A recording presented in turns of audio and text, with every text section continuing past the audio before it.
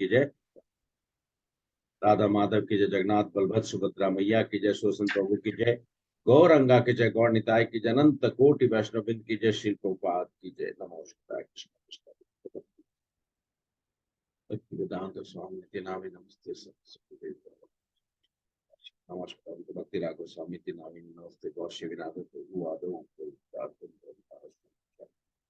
हरे कृष्णा माता जी, प्रभु जी, आप सब लोग का इस भगवत गीता के अनमोल सत्र में आप सब लोग का अभिनंदन। अनमोल इसलिए नहीं क्योंकि मैं यहाँ उपस्थित है या आप अनुपस्थित हैं। गीता, जहां पे भी गीता की वाणी होती है वो अनमोल है, क्योंकि भगवान साक्षात वहां पर है। भगवान के गीता जो अपने आप में भगवान के मुख से निकली हुई वाणी है। ये ऐसा नहीं है कि कोई आम आदमी हमारे जैसे मूर्ख आदमी ने कुछ गीता का ये ज्ञान दिया हो। ये वो ज्ञान है जो गीता अब भगवान ने अपने मुख से, और ये ज्ञान अर्जुन आज का समय का नहीं है, अर्जुन के समय का नहीं है। ये गीता का ज्ञान बहुत ही पुरातन है और ये समय समय से चला आया है। और आप सोच रहे होंगे कि इस हम लोग इस मनवंतर में है जिसका नाम वैवस्वत मनवंतर में है, ये वैवस्वत मनु के अंदर में है। उसके भी हम लोग 28वां साइकिल में चल रहे हैं। 70 साइकिल्स होता है एक मनु में। तो इसमें तो भगवान का जो है वो कहा जाता है कि ब्रह्मा जी का एक दिन में भगवान का प्राकट्य एक बार होता है। और जिस जिस जिस साइकिल में या फिर अभी 7वें में मनवंतर है, तो भगवान अभी प्रकट हुए हैं मूल रूप में। बाकी सब स्वरूप में वो हरि के रूप में, नारायण के रूप में प्रकट होते रहते हैं। तो ब्रह्मा जी का एक दिन 1000 दिव्य युग के बराबर है। अब 1000 दिव्य युग का मतलब एक युग 4,32,000 ईयर्स मल्टीप्लाइड बाई 10⁻³ तो उतना दिन के बाद फिर कृष्ण फिर प्रकट होते हैं। और ये लीला इस ब्रह्मांड में हो रही ऐसा नहीं, इस ये लीला अनेकों अनेक ब्रह्मांड में हो रही। यहाँ पे अभी मान लिया जाए कि कलयुग है, कहीं और पे कुछ और होगा, कहीं और कुछ होगा, ये चलते रहता है। इसलिए मैंने कहा कि इस अद्भुत और सही में कि मैं आप लोग से कहा भी कि आप सब लोग वो भाग्यशाली लोग हैं जो भगवान के इस गीता के, ऐसे गीता हर जगह पे चल रही है तो वो सब लोग हैं। लेकिन आप लोग भी चुने हुए उन भाग्यशाली लोगों में से जो बैठकर गीता के ऊपर में चिंतन मनन कर रहे हैं। आप सब लोग हमारे साथ में बैठकर गीता का अध्ययन करने का प्रयास कर रहा हूं। मैं वक्ता हूं, इसका मतलब ये नहीं है कि मैं कोई स्पेशली क्वालिफाइड हूं। मैं बस आप लोग के साथ में जुड़कर इस गीता के भगवान के वाणी को आगे सब तक पहुंचाने का प्रयास कर रहे हैं। सब एक दूसरे के हृदय तक भगवान के इस गीता स्वरूप 100 अक्षर जो ज्ञानवान है, जो ज्ञान पूर्ण है, वो हमारे तक पहुंचने का, और हृदय के पास इसी एक श्लोक में मैं और उसके ऊपर में विवेक मैं और उसके ऊपर में विश्लेषण करेंगे, उसके ऊपर में चर्चा करेंगे। बहुत सुंदर उसमें समझ में भी आएगा क्यों मैंने ऐसा बात बोला था कि गीता का जो ज्ञान है वो हृदय तक जो है पहुंचने के लिए प्रयास किया जा रहा है। ये याद रखिएगा जो मैंने अभी आपको बोला था। तो ठीक है, हम लोग पिछले सत्र का 2-3 मिनट में, अभी मैं अगले इस सत्र तक तो मैं आप लोगों के साथ में मैं खुद ही रिवाइज कर दे रहा हूँ। नेक्स्ट सत्रों में से एक एक आदमी एक एक श्लोक या फिर जो भी विषय होगा उसका संक्षिप्त में 2-3 मिनट में बताने के लिए आप लोग को मैं प्रेरणा दूंगा, नाम लूंगा। आप लोग जरूर बताइएगा। मैं कोई अच्छा, हरे कृष्ण। हरे कृष्ण। लास्ट 2 क्लास में कौन सा ये श्लोक हुआ वो एक हाँ बार बोल दीजिए। हाँ माता जी, लास्ट क्लास में श्लोक हुआ था 2000 चैप्टर नंबर 2, और हम लोगों ने 12-13 देखा था। 2.12 एंड 13। हाँ, 2.12 और 12वां श्लोक और 13वां श्लोक देखा था माता जी। तो 12वां श्लोक में ऐसे ही, मतलब 12वां श्लोक के बारे में आप लोग से बस संक्षिप्त में, क्योंकि हम लोग आगे क्लास अपने समय तो 1 ही घंटा का रहता है, लेकिन फिर हमको एक्सटेंड करना पड़ता है। मैं आप लोगों का बहुमूल्य समय ज्यादा नहीं लेना चाहता हूँ, जिससे कि देखिए, ज्ञान की परिपूर्णता तभी तक रहती है जब ज्ञान के विषय में ज्ञान के बराबर और ज्ञान के चक्षु जब तक खुले रहे तब तक। अब मान लिया जाए हम लोग क्लास कर रहे हैं, याद आ रहा है कि हम अभी तक भोजन नहीं किए हैं, घर में कौन क्या कर रहा है, फिर तो वहीं तब तक 1 घंटा आप लोग हमारे साथ रहिए। बाद में उसके बाद आप लोग कुछ कुछ सोचते रहिए, कोई दिक्कत नहीं है, करते रहिए। कुछ अगर आप लोग को पूछना होता आप पूछते रहिए। तब जब तक आप लोग मुझे परमिशन देंगे तब तक मैं रहूंगा।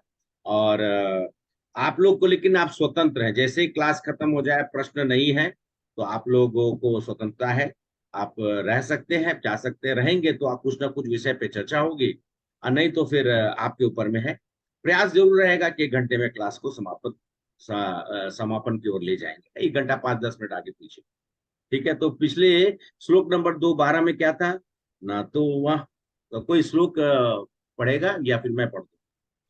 मैं पढ़ती हूँ प्रभु हाँ, जी। पढ़िए। नात्रिवाहं जातुनासं न त्वं नेमे जनाधिपः न चैव न भविष्यामः सर्वे भयामतः परम्। न त्वं वाम जातु नासम, ना त्वं नेमे जनाधिपा। आप सब लोग बोलिए ना, ना तो वाहम जातु नासम। न त्वं नहीं, मैं नेमे सब लोग को बोल रहा हूँ माता जी, आप तो एक मिनट। हाँ, ना तो ना तो वाहम, मेरे साथ रिपीट करिए।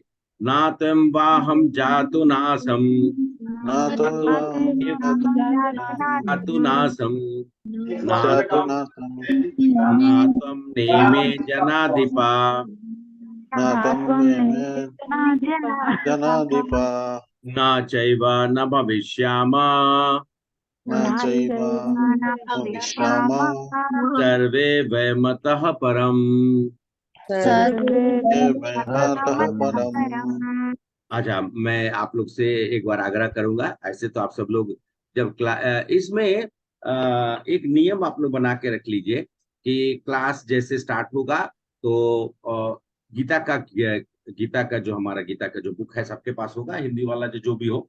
माता जी के पास तो बंगाली में बोली थी उन्होंने, है जो भी हो। श्लोक जो है वो कम से कम आप सब लोग साथ साथ में पढ़ सके। अभी हम लोग मैं शेयर कर सकता हूँ ऐसे शेयर करने के, लेकिन ठीक है, मैं जस्ट अभी थोड़ा रिवाइज करने का प्रयास कर रहा हूँ।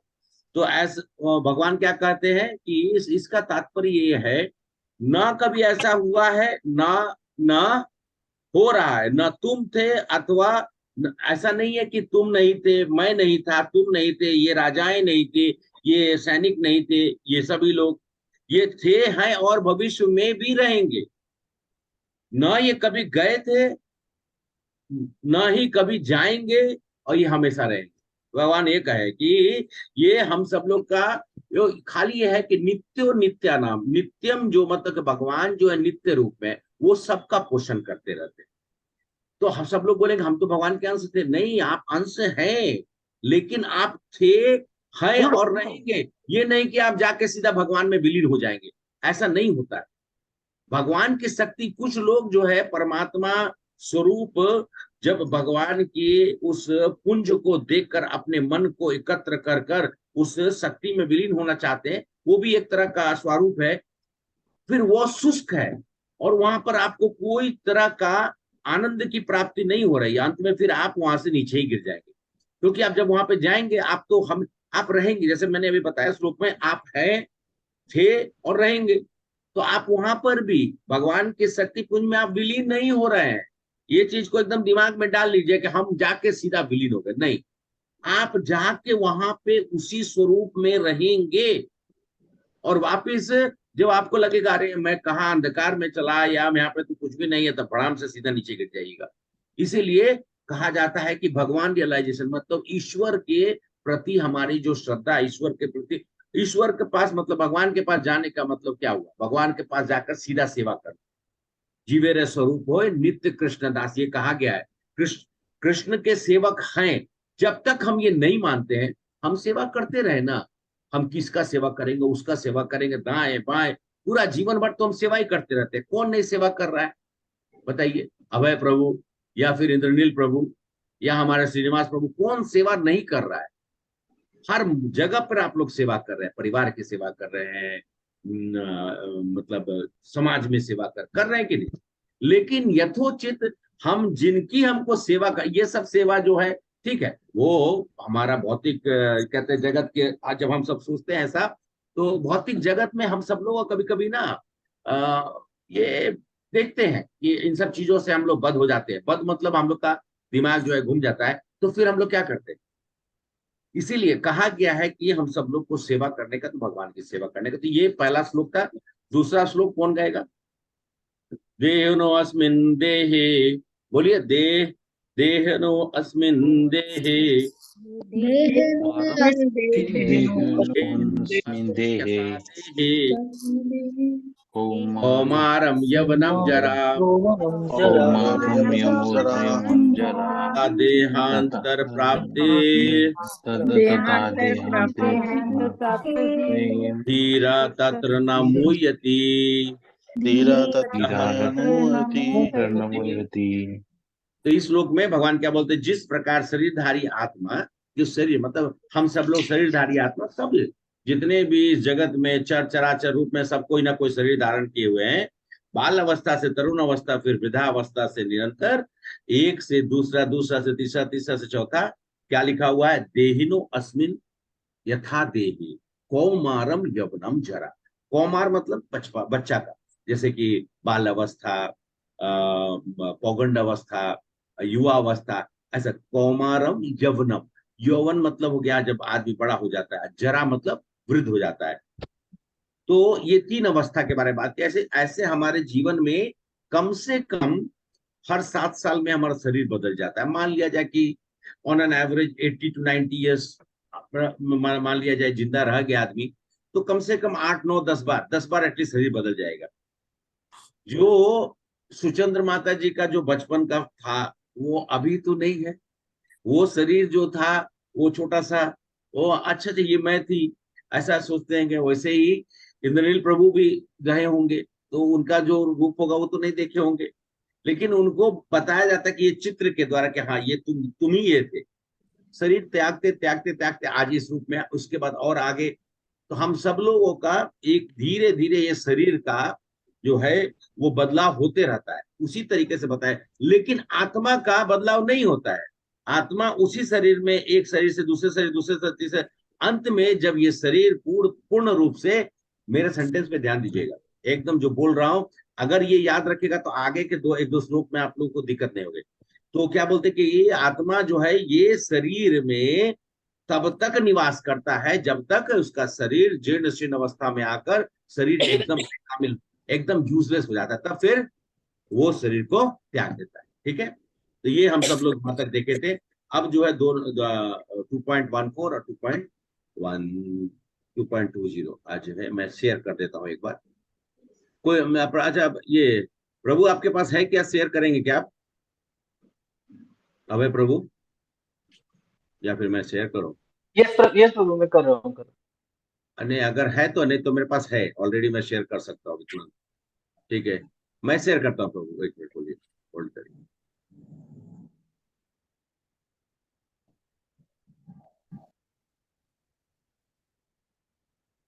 आप लोग को दिखाई दे रहा है? सॉरी मैं पूछा नहीं, मेरी वाणी आप लोग तक पहुंच रही है प्रभु, पहुंच रही है, पहुंच क्लियर है प्रभु जी।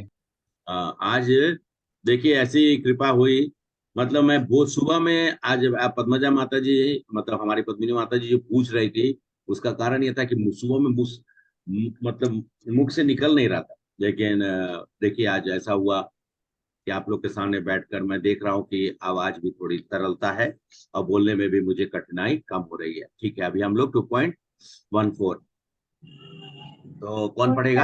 हम लोग प्रार्थना करे थे ना प्रभु जी अरे आपकी, भगवान ने आपकी प्रार्थना सुन ली। हरे कृष्णा, जय जय। बहुत बहुत आप सब लोग का मैं एकदम आभार व्यक्त करता हूँ। और सही में मातृशक्ति में बहुत ताकत है। हमारी माता जी तो है, वो दिन में 3 बार पूछते कैसा बेटा, क्या है, तुम्हारी आवाज अभी भी भारी है। हम बोले ठीक हो जाएगा धीरे धीरे, तो शरीर का विकार है। अच्छा ठीक है, अभी हम सब लोग वरदे कृष्ण प्रभु जी भी ठीक हो जाए। माता जी ओके। मात्रा स्पर्शतु कौन्तेय, आप लोग रिपीट करिए।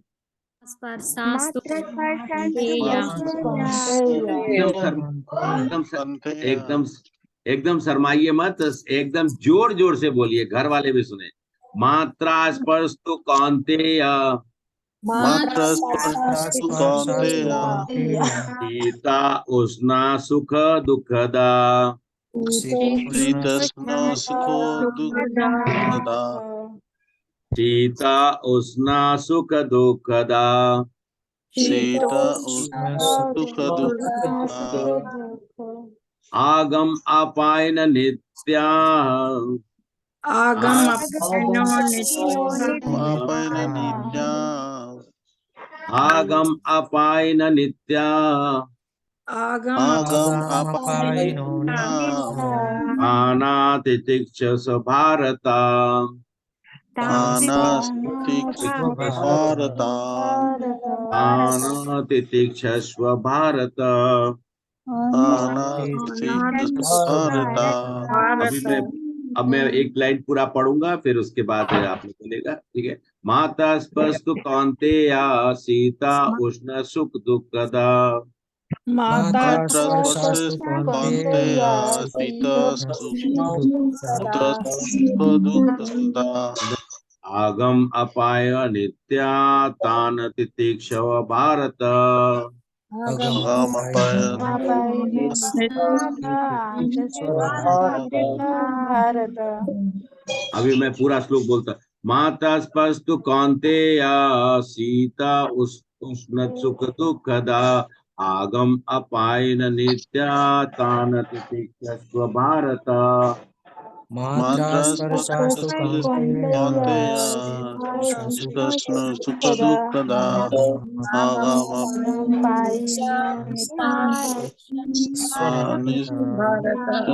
भारत।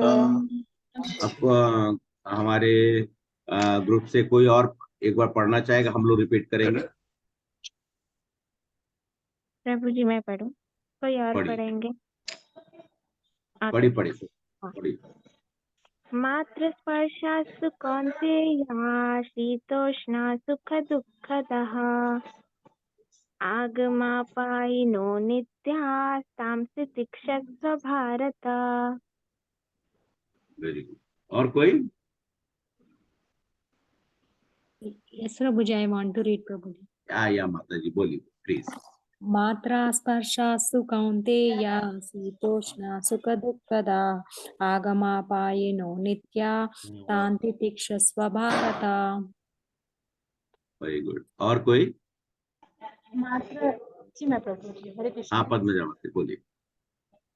मात्रा स्पस्तु कौन्तेय शीतो सुख दुःखदा आगम परिण्यो नित्य संस्थित भारत।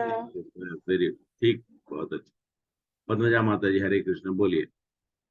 मात्रा स्पर्शास्तु कौन्तेय शीतोष्णा सुख दुःखदा आगमापायिनो नित्या तान्ति तिक्षस्व भारत। ठीक है, अभी हम लोग इसका भावार्थ पढ़ेंगे। कोई और कोई बोलिएगा भावार्थ पढ़ेंगे? मैं पढ़ूं प्रभु? हाँ पढ़िए, बोलिए। हे कुंती पुत्र, सुख तथा दुख का क्षणिक उदय तथा कालक्रम में उनका अंतर्धान होना सर्दी तथा गर्मी की ऋतुओं के आने जाने के समान है। हे भरतवंशी, वे इंद्रिय बोध से उत्पन्न होते हैं और मनुष्य को चाहिए कि अविचल भाव से उनको सहन करना सीखे। हरे कृष्ण। हरे कृष्ण। अच्छा, कोई तात्पर्य पढ़ेगा? जी तात्पर्य मैं पढ़ूं? जी माता जी पढ़िए। हरे कृष्ण। कर्तव्य निर्वाह करते हुए मनुष्य को सुख तथा दुख के क्षणिक आने जाने को सहन करने का अभ्यास करना चाहिए। वैदिक आदेश अनुसार मनुष्य को माघ जनवरी फरवरी के मास में भी प्रातःकाल स्नान करना चाहिए। उस समय अत्यधिक ठंड पड़ती है, किंतु जो धर्म नियमों का पालन करने वाला है वह स्नान करने में तनिक भी झिझकता नहीं है। इस प्रकार एक गृहिणी भीषण गर्मी में ऋतु में मई जून में महीनों में भोजन पकाने में हिचकती नहीं। वह जलवायु संबंधी असुविधाएं होते हुए भी मनुष्य को अपना कर्तव्य निभाना होता है। इसी प्रकार युद्ध करना क्षत्रिय का धर्म है, अतः उसे अपने किसी मित्र या परिजन से भी युद्ध करने पड़े तो उसे अपने धर्म से विचलित नहीं होना चाहिए। मनुष्य को ज्ञान प्राप्त करने के लिए धर्म के विधि विधान पालन करने होते हैं, क्योंकि ज्ञान तथा भक्ति से ही मनुष्य अपने आप को माया के बंधन से छुड़ा सकता है। अर्जुन को जिन दो नामों से संबोधित किया गया है वह भी महत्वपूर्ण है। कौन्तेय कहकर संबोधित करने से यह प्रकट होता है कि वह अपनी माता की ओर मातृकुल से संबंधित है, और भारत कहने से उसके पिता की ओर पितृकुल से संबंधित प्रकट होते हैं। दोनों ओर से उसको महान विरासत प्राप्त है। महान विरासत प्राप्त होने के फलस्वरूप कर्तव्य निर्वाह का उत्तरदायित्व आ पड़ा है, अतः अर्जुन युद्ध से विमुख नहीं हो सकते। हरे कृष्ण। हरे कृष्ण माता जी, बहुत बहुत धन्यवाद आप लोगों का। तो ठीक है, हम सब लोग इस श्लोक के ऊपर थोड़ा सा 4-5 मिनट समझने का प्रयास करते हैं। भगवान यहाँ पर क्या कहने या क्या कहने के लिए तात्पर्य उनका क्या है? अगर आपसे मैं पूछूं इस वक्त में, ये एक श्लोक में आप लोगों ने अभी सुन लिया ये श्लोक का, मात्र स्पर्श कौन्तेय सुख दुख। तो यहाँ पर भगवान अर्जुन से क्या कर रहे हैं? सिंपल सा चीज है, भगवान अर्जुन से सहने की बात कर रहे हैं। क्या कर रहे हैं? सहन करने की बात कर रहे हैं। और ये हमने इसके पहले वाला श्लोक में देखा है, क्या देखा है? शरीर परिवर्तनीय है, परिवर्तन इस दुनिया का नियम है। लास्ट बार में मैंने आप लोग को बताया था, change is the way of life. तो परिवर्तन जो है वो नित्य शाश्वत, मतलब परिवर्तन होना ही है। ये जगत का कभी ऐसा नहीं हो सकता कि परिवर्तन ना हो, परिवर्तन होना है।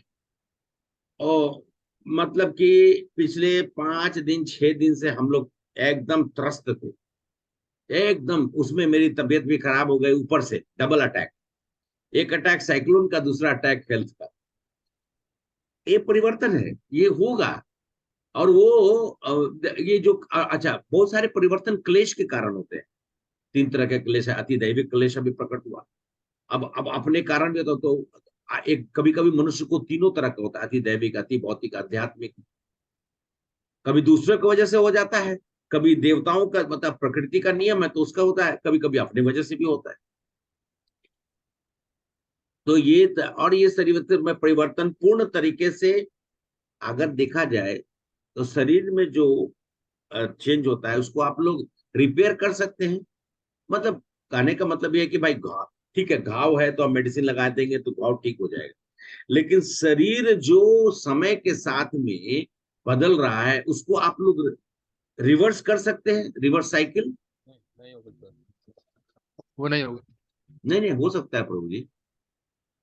कैसे अरे रिवर्स हो जाएगा? अरे कितना तरह का क्रीम मिलता है, कितना तरह का डेंटिंग पेंटिंग, वो आदमी रात को लगा के, दिन में लगा के, वो उसके बाद पता नहीं क्या क्या वो है। तो भ्रम है, जी भ्रम है। अगर हम व्यायाम करें, हमारी हेल्थ को अच्छे से मेंटेन करें तो वो सबकी जरूरत ही नहीं पड़ेगी। अच्छा ये चलिए, क्षणिक ठीक है है। प्रभु, ये तो और खराब करेगा।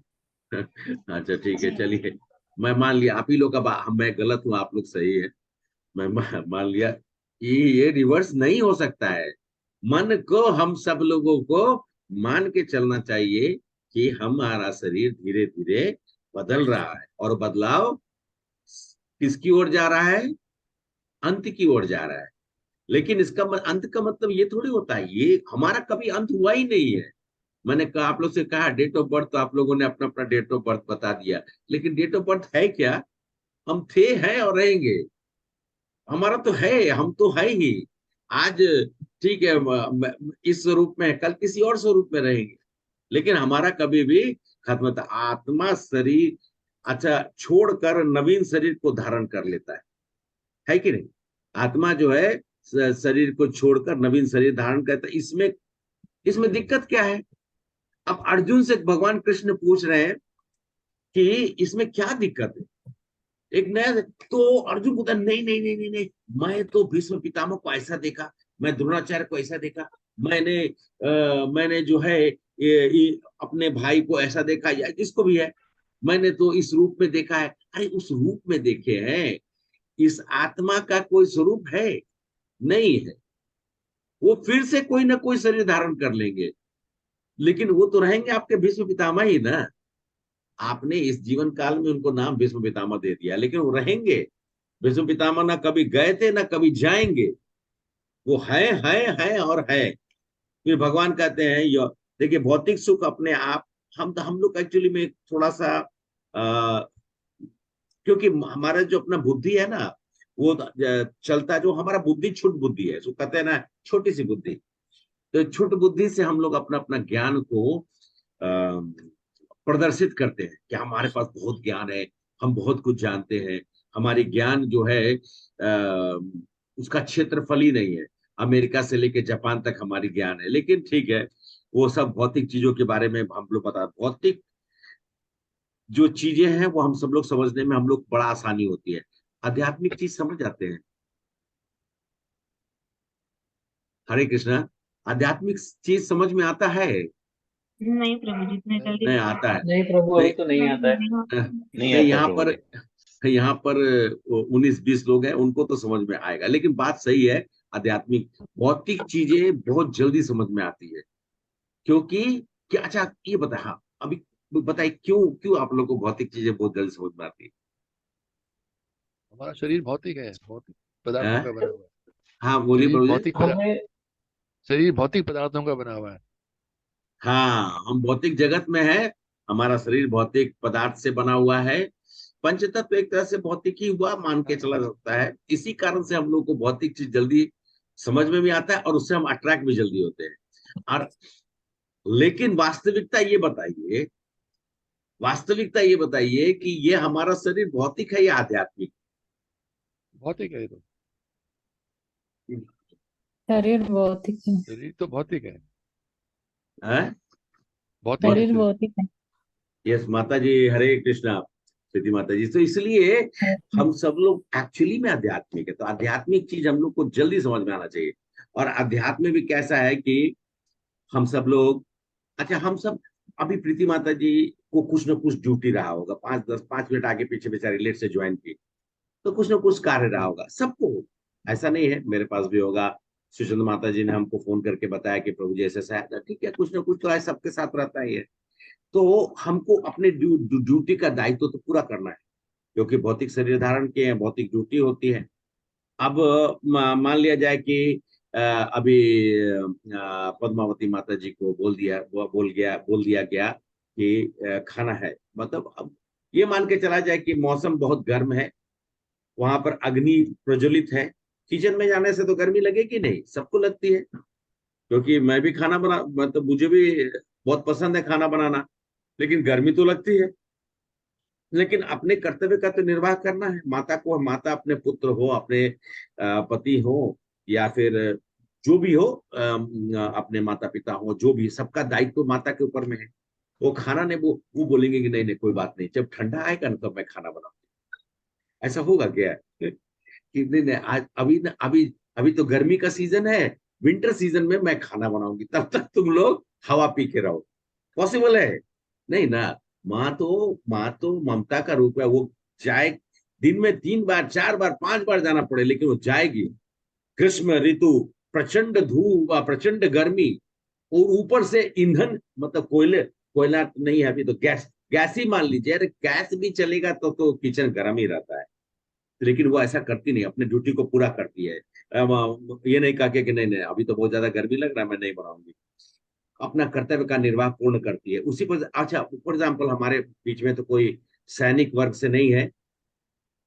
सैनिक बोल देगा कि अभी बर्फ गिर रहा है, बर्फ का टाइम है, अभी मैं काम नहीं करूंगा, जब बर्फ बंद हो जाएगा तब मैं वहां पर बॉर्डर पे ड्यूटी करूंगा। ऐसा कर सकता है? नहीं। नहीं, उसको ड्यूटी करना है। बर्फ गिरे, आंधी चले, तूफान चले, कुछ भी चले, उसको अपने कर्तव्य का निर्वाह करना ही है, उनको ड्यूटी करना ही है। तो वो सर्वोपरि, फिर हमको समझना चाहिए सर्वोपरि क्या है। जिस तरीके से अभी आप लोगों ने सुना, भौतिक शरीर, मैंने आप लोगों को 2 चीज बताया ना, भौतिक और आध्यात्मिक पहले बता दिया।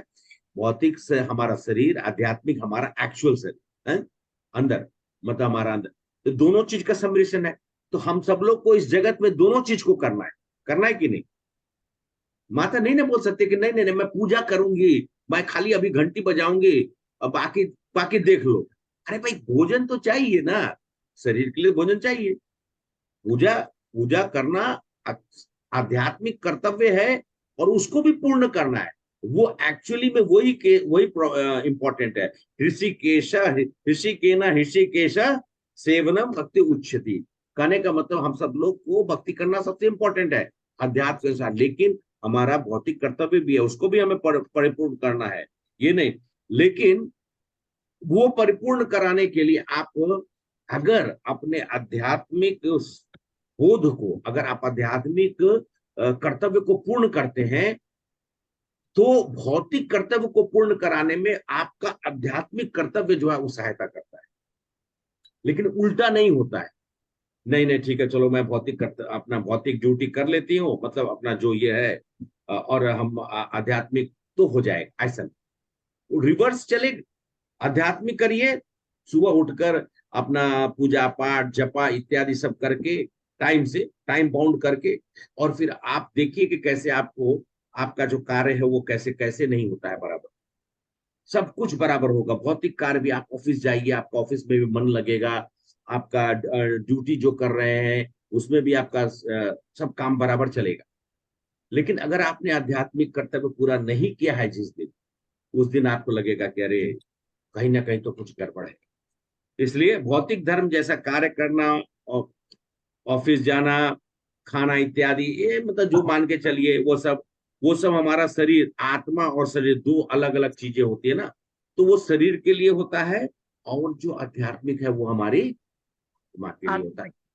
ये दो चीज मैंने महसूस किया है ये।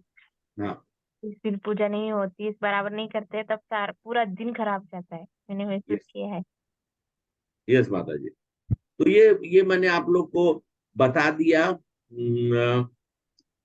ये बता दिया कि ये आपको कैसे समझ में आएगा कि आज मैं बेचैन, आज मैं बहुत बेचैन, इसका मतलब है कि मैंने अपनी आध्यात्मिक कर्तव्य पूरा नहीं किया है 100% बराबर। अगर हमने नहीं किया है तो आप दिन भर देखिए आप उदास रहेंगे, आपका मन जो है कर्तव्य नहीं लगे। लेकिन जैसे आपने अपना चैंटिंग और ये वो बराबर कर लिया, बस वैसे ही आपका जो है वो सब कुछ बराबर चलता रहेगा, एक एक कर्तव्य को आपका पूर्ण होगा, कहीं पे भी आपको मतलब अवरोध नहीं हो, कोई भी तरह का बीच में डिस्टर्बेंस नहीं आएगा।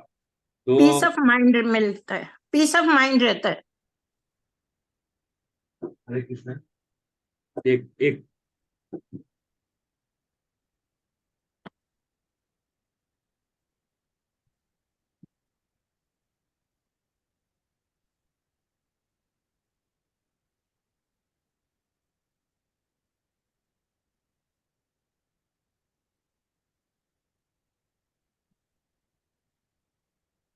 मुझे लगा कि घर में कोई प्रवेश कर गया है, दरवाजा खुली हुई थी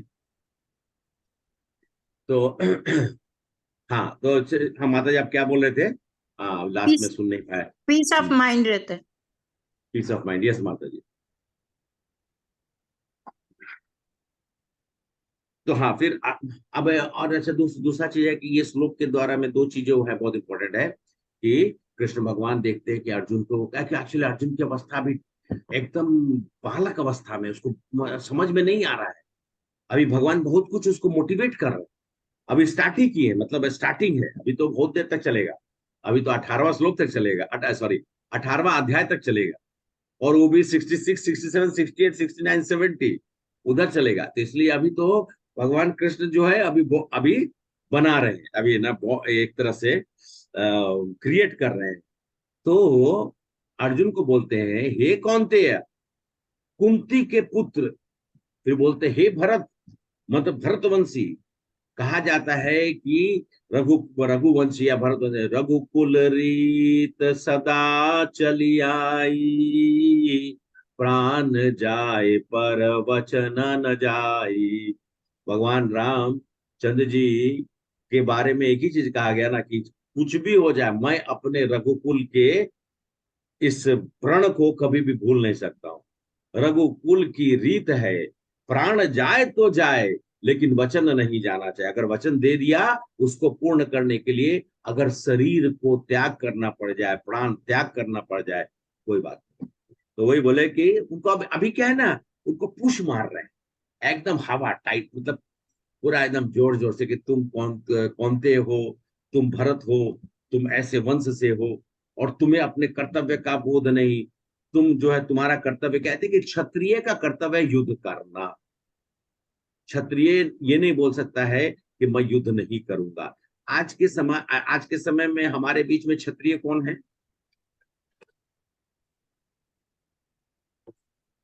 आर्मी, पुलिस। आर्मी है, पुलिस है। इनका कर्तव्य है कि ये युद्ध करे। बेसिकली ये मत सोचिएगा कि कोई जात बिरादरी से कोई आदमी पैदा हो गया कि मैं क्षत्रिय हूं, ऐसा नहीं। आप वैसा कर्तव्य करिएगा तब आप क्षत्रिय हैं, कर्म और गुण के अनुसार। ब्राह्मण कौन है?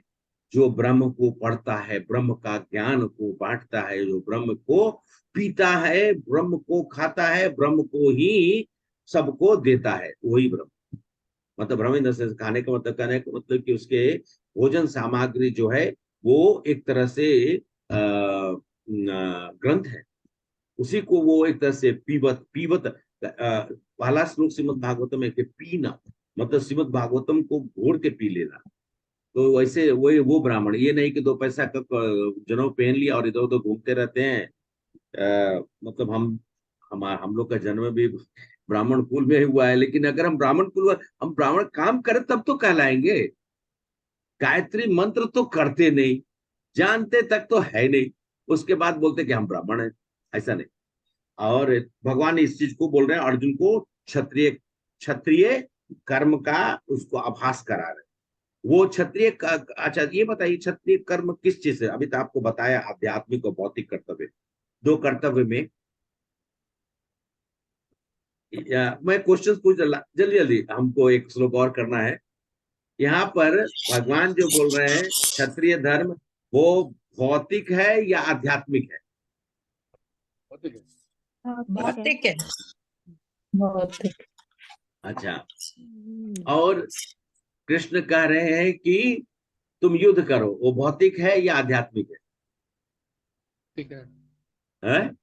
भौतिक नहीं, आध्यात्मिक है। कृष्ण आध्यात्मिक भगवान कर रहे हैं, वो आध्यात्मिक हो भगवान गया। बोल रहे हैं। हाँ नहीं, देखिए वो तो 2 धर्म चीज। का, हाँ तो नहीं, ये तो भौतिक इसलिए है, राइट। नहीं प्रभु जी, मैं जो आपको बताया क्लियर, थोड़ा सा कंसेप्ट को हम लोग क्लियर करेंगे।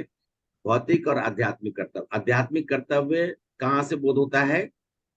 भगवान के। वो अभी हम लोग आगे वाला श्लोक पढ़ेंगे तो आपको वो समझ में आ जाएगा। बौद्ध यहाँ पर शरीर धारण किया, किस किस कुल में जन्म लिए? क्षत्रिय कुल में। तो भौतिक भौतिक हो गया ना, युद्ध करना। और वो युद्ध करना क्षत्रिय धर्म है जो कि भौतिक है। मतलब हमारा एक तरह से स्वधर्म भी कह लीजिए। आगे में स्वधर्म और सनातन धर्म आएगा तब आपको और भी समझ में आएगा। तो ये भौतिक भौतिक कर्तव्य आप पूरा कर रहे हैं, लेकिन कृष्ण ने आदेश दिया है युद्ध करने के लिए, तो वो आध्यात्मिक कर्तव्य है। ठीक है, अभी नेक्स्ट श्लोक में हम देखते हैं। तो भगवान कहते हैं कि हे अर्जुन युद्ध करो, जो कि हम लोग आगे समझेंगे। देखिए सबकी मृत्यु निश्चित है, भगवान ये भी बोल रहे हैं, आगे बोलेंगे भी। ये धर्म युद्ध है, भगवान वहां पे उपस्थित है। आप बताइए, हम सब लोग भगवान को अभी भी ढूंढ रहे हैं, भगवान वहां पर उपस्थित है। भगवान वहां पर क्यों आए हैं? हरे कृष्णा, भगवान वहां पर क्यों आए हुए? भगवान की उपस्थिति कुरुक्षेत्र के मैदान में क्यों है? धर्म स्थापन के लिए, सबका कल्याण करने के लिए। यस, सबका कल्याण करने के लिए भगवान। और जब भगवान वो चाहे इस पक्ष में। अच्छा ये बताइए, मैं एक प्रश्न और, कि मैं बार बार पूछता हूँ अपने क्लास में जब होते रहते पूछता हूँ, ये बताइए कि सबसे ज्यादा कल्याण किसका हुआ? कौरव पक्ष का हुआ या पांडु पक्ष का हुआ? कौरव पक्ष। कौरव पक्ष। हाँ, कौरवों का हुआ। क्यों हुआ? वो ऑपोजिट कृष्ण भगवान थे ना महाराज। हाँ माता जी सर, ठीक है। भगवान को देख कर जो मृत्यु हो रही है तो उनको वैसे ही सदगति हो।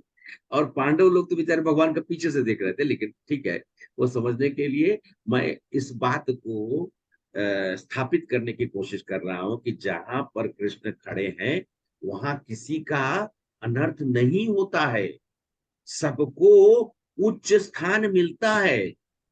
किसी ने पूछा कि दुर्योधन को क्यों मिलेगा? दुर्योधन को मिलेगा क्योंकि भगवान के सामने भी उसकी मृत्यु हो रही है। कंस को क्यों मिलेगा? रावण को क्यों मिलेगा? क्या नाम है, अभी बीच में मैं सुबह सुबह हम लोग कथा कर रहे थे, माता जी कौन कौन सा था, दो, वतासुर और बकासुर, उसको क्यों मिलेगा?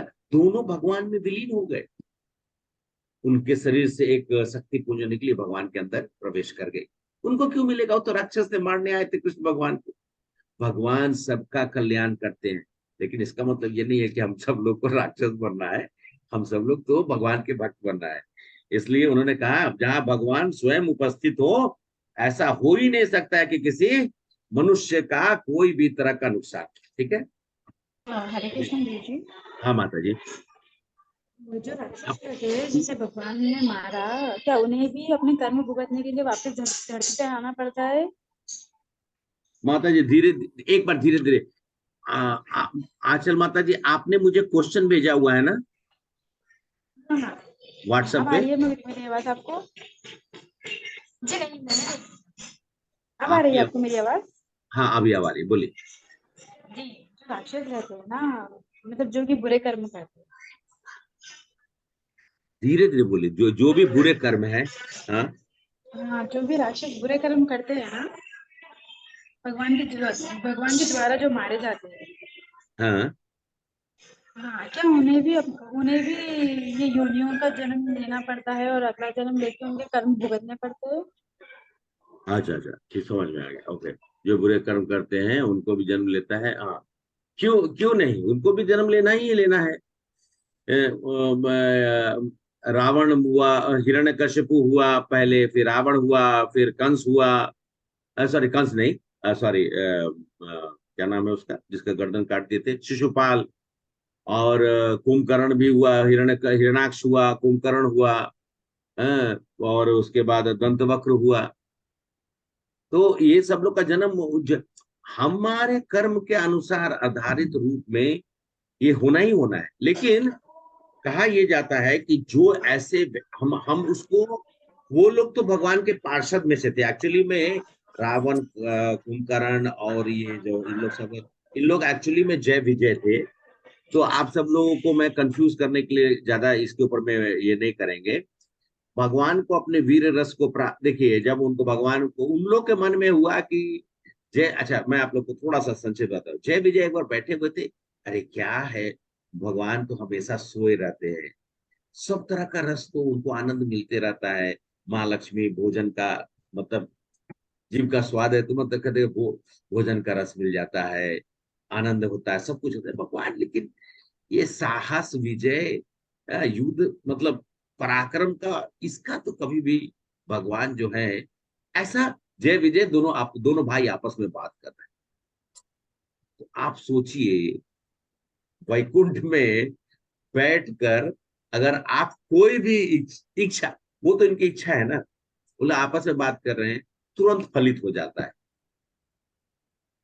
समझ रहे हैं ना? इसलिए जब तीर्थ स्थान पे आप जाते हैं ना, तो तीर्थ स्थान पे जाने के बाद ध्यान रख के कुछ भी मांगे भगवान से, सोच समझ कर। वैसे मांगने की जरूरत नहीं है, लेकिन बोलने से पहले सोचना है। इन लोगों ने वैकुंठ में ऐसा बोला, और तुरंत जो है प्रोटोकॉल के हिसाब से भगवान ने बस रच दिया। अब लो, अब वीर रस का जो है भगवान ने अब उन दोनों को बोले कि तुम जाओ, मतलब ठीक है, उन लोग को श्राप मिला और वो सब हुआ, वो सब तो एक बनाया जाता है, एक प्रकरण भगवान के द्वारा ही रचना की जाती है। जय विजय जो है तो वो नीचे जाते हैं, भगवान अपना। अगर रावण, अच्छा रावण नहीं रहता तो आप बताइए, रामायण का जो पूर्ण है, रामायण बिना रावण का पूर्ण होता जी है? नहीं ना होता, नहीं प्रभु नहीं, जी। एकदम नहीं होता। अगर कंस ना होता तो भगवान कृष्ण आते क्या? रावण नहीं होता तो भगवान राम आते क्या? नहीं, नहीं नहीं आते आते। ना। और मतलब कि ये तो मतलब बताया कि कंस है, चाहे शिशुपाल हो, चाहे दंतवक्र हो, ये सब कोई भी जो भी है, भगवान का प्राकट्य होने का कारण वीर रस का आनंद लेने का कारण भी होता है। लेकिन माता जी का प्रश्न ये था कि जो लोग 100%, 100% आप जैसा करिएगा, आप वैसा ही आपको प्राप्त होगा शरीर, और उसी तरीके से वापस इस भौतिक जगत में आएंगे। इसमें कोई और जो लोग भी ऐसा कर रहे हैं वो लोग भी इसको भोगेंगे। अच्छा, अब हम लोग एक श्लोक अभी मैं आगे प्रश्न लूंगा आप लोगों का, पहले हम लोग इसको कंप्लीट कर लेते हैं, ठीक है। दूसरा वाला जो है श्लोक 2.20 है।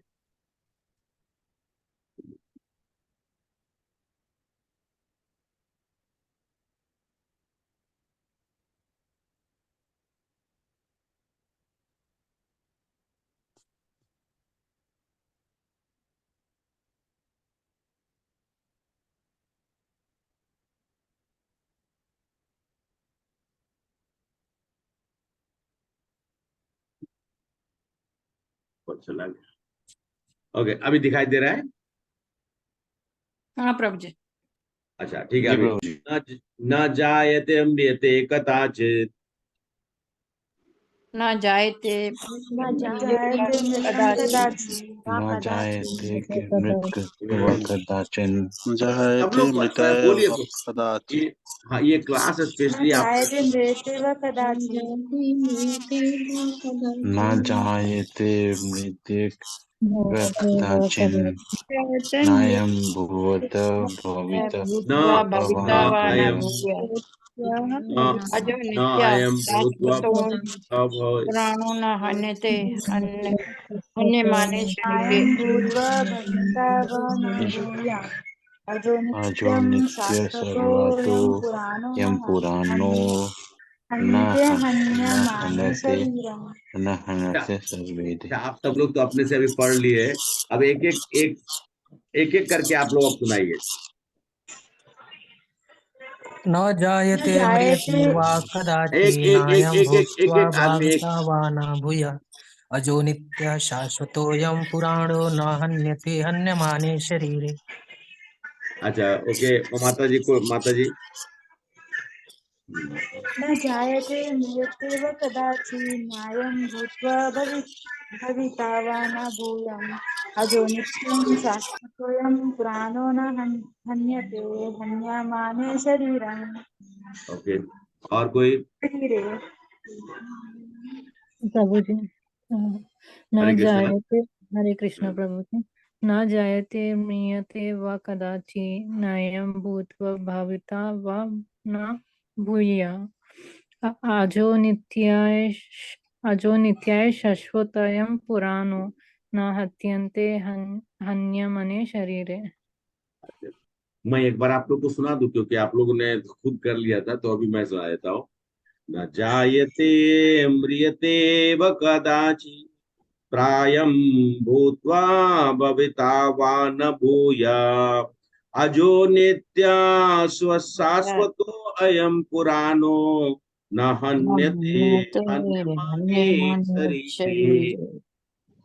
एक्चुअली में अलग अलग मीटर्स पे पढ़ा जाता है, तो इसलिए मैंने, आप लोग तो स्टार्ट कर दिए थे, तो इसलिए मैं फिर रुक गया। मैं बोला आप लोग एक बार पढ़ लीजिए। तो गीता में अलग अलग 3-4 मीटर मिलेंगे, 3-4 मीटर में हम लोग को गाना पड़ता है। तो ये वाला जो है ये लंबा मीटर। न जायते म्रियते व कदाचित् प्राय नान्यं भूत्वा भाविता वा न भूया। अब जोड़ लगाएंगे। अजो नित्या शाश्वतो अन्य पुराणो न हन्यते हन्यमाने शरीरे। तो ये एक हायर मीटर पे है, ठीक है। तो इसको आप लोग प्रैक्टिस कर सकते हैं। श्लोक का थोड़ा थोड़ा सा बीच बीच में कहीं कहीं पे मीटर को समझने का प्रयास करिएगा, किस मीटर में गाना है आप लोग मैं का। प्रयास करूं प्रभु एक बार। आप बोलिए, करिए। न जायते म्रियते वा कदाचि नायं भूत्वा भाविता वा न भूयः अजो नित्यः शाश्वतोऽयं पुराणो न हन्यते हन्यमाने हन्यमाने शरीरे। शरीरे। बहुत अच्छा है प्रभु जी। एकदम मीटर को आपने बैलेंस करके किया। लास्ट का दो में एक अजो अ को थोड़ा उठाकर और सीधा फिर ले जाना है, वो एकदम सही है। अच्छा, अभी हम लोग इसको पढ़ लेते हैं, इसका मीनिंग, और उसके बाद तब फिर हम लोग थोड़ा 5-10 मिनट इसके ऊपर विश्लेषण करेंगे। प्लीज वॉलेंटियर करिए माता जी, अब कर दीजिए। न, सब वर्ड का मीनिंग बोलना है, न, कभी, न, नहीं। हरे कृष्णा। प्रभु जी मैं पढ़ू प्रभु जी। हाँ, बोलिए बोलिए प्रीति हाँ। माता जी। ना कभी नहीं, जायते जन्मता है, म्रियते मरता है, कदाचित कभी भी भूत भूत वर्तमान या भविष्य, ना कभी नहीं, अयम ये, भूतवा होकर, भविता होने वाला, वा अथवा ना नहीं, भूया अथवा पुनः होने वाला है, अजः अजन्मा, नित्य नित्य, शाश्वत, स्थायी, अयम ये, पुराना सबसे प्राचीन, ना नहीं, हयंते मारा जाता है, हन्यमाने मारा जाकर, शरीरे शरीर में। चलिए अब भावार्थ पढ़िए माता जी। मैं पढ़ूं? हरे कृष्णा प्रभु जी। बोलिए। भावार्थ मैं पढ़ूं? पढ़िए पढ़िए। आत्मा के लिए किसी भी काल में ना तो जन्म है ना मृत्यु, वह ना तो कभी जन्मा है, ना जन्म लेता है और ना जन्म लेगा। वह अजमा जन्मा अजमा, नित्य, श्वेता, शाश्वत शाश्वत तथा पुरातन है। शरीर के मारे जाने पर वह मारा नहीं जाता। तात्पर्य कोई पढ़ेगा?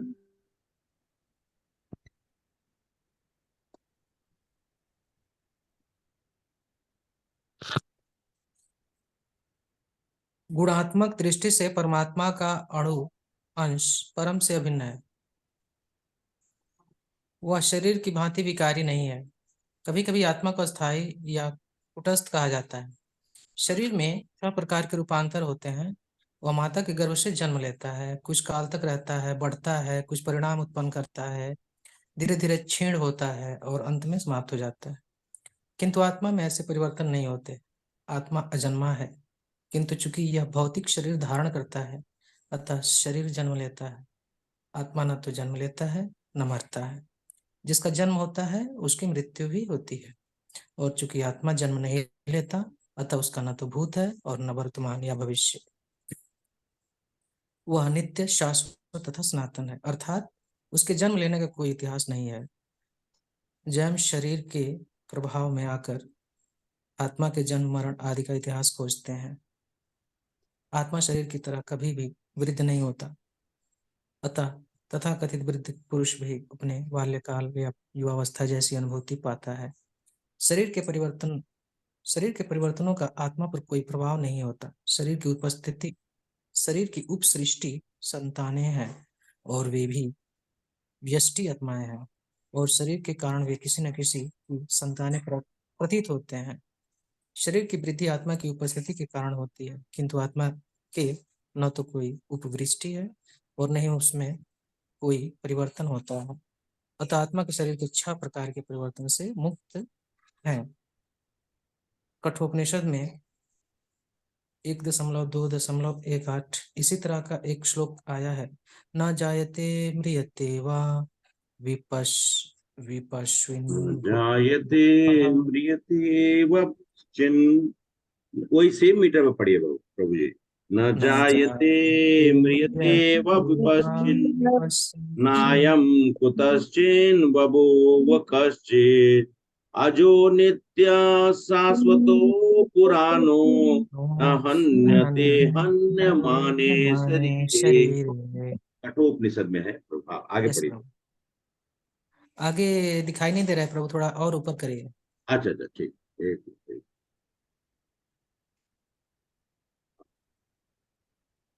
आप आगे का 2 करके फिर कोई तो दूसरा और वॉलंटियर करेगा, ये बड़ा है। हरे कृष्णा जी मैं पढ़ूं? आज इस श्लोक का अर्थ तथा तात्पर्य भगवत गीता के श्लोक जैसा ही है, किंतु इस श्लोक में एक विशिष्ट शब्द विपस्वित का प्रयोग हुआ है, जिसका अर्थ है विद्वान या ज्ञानमय। हरे कृष्णा। हाँ ठीक है प्रभु। माता जी पढ़िए प्रभु जी ने। आत्मा ज्ञान से या चेतना से सदैव पूर्ण रहता है, अतः चेतना ही आत्मा का लक्षण है। यदि कोई हृदयस्थ आत्मा को नहीं खोज पाता, तब भी वह आत्मा की उपस्थिति को चेतना की उपस्थिति से जान सकता है। कभी कभी हम बादलों या अन्य कारणों से आकाश में सूर्य को नहीं देख पाते, किंतु सूर्य का प्रकाश सदैव विद्यमान रहता है। अतः हमें विश्वास हो जाता है कि यह दिन का समय है, प्रातःकाल। जो ही आकाश में थोड़ा सा सूर्य प्रकाश दिखता है तो हम समझ जाते हैं कि सूर्य आकाश में है। इसी प्रकार क्योंकि शरीर में चाहे पशु के हो या पुरुष के हो, कुछ ना कुछ चेतना होती है, अतः हम आत्मा की उपस्थिति को जान लेते हैं। किंतु जीव की यह चेतना परमेश्वर की चेतना से भिन्न है, क्योंकि परम चेतना तो सर्वज्ञ है, भूत वर्तमान तथा भविष्य के ज्ञान से पूर्ण व्यष्टि। जीव की चेतना विस्मरणशील है। जब वह अपने वास्तविक स्वरूप को भूल जाता है तो उसे कृष्ण के उपदेशों से शिक्षा तथा प्रकाश और बोध प्राप्त होता है, किंतु कृष्ण विस्मरणशील जीव नहीं है। यदि वे ऐसे होते तो उनके द्वारा दिए गए भगवत गीता के उपदेश व्यर्थ होते। आत्मा के दो प्रकार हैं, एक तो अनु आत्मा और दूसरा विभु आत्मा। कठोपनिषद में कठोपनिषद 1.2.20 मैं पढ़ देता हूँ। अनोर्यनुमतो महीयान आत्मा से जंतो निहितो वगोयाम तम क्रतु पश्यति वीत सुको धातु प्रसादामयनान् आत्मनः। पढ़िए माता जाके। परमात्मा तथा अनु आत्मा दोनों शरीर रूपी एक ही वृक्ष में जीव के हृदय में विद्यमान है, और इनमें से जो समस्त इच्छाओं तथा शोकों से मुक्त हो चुका है, वही भगवत कृपा से आत्मा की महिमा को समझ सकता है। कृष्ण परमात्मा के भी उद्गम है, जैसे कि अगले अध्यायों में बताया जाएगा, और अर्जुन अपो आत्मा के समान है, जो अपने वास्तविक स्वरूप को भूल गया है। अतः उसे कृष्ण द्वारा या उनके प्रामाणिक प्रतिनिधि गुरु द्वारा प्रबुद्ध किए जाने की आवश्यकता है। हरे कृष्णा। हरे कृष्णा माता, थैंक यू सो मच। प्रभु जी आपको भी बहुत बहुत धन्यवाद।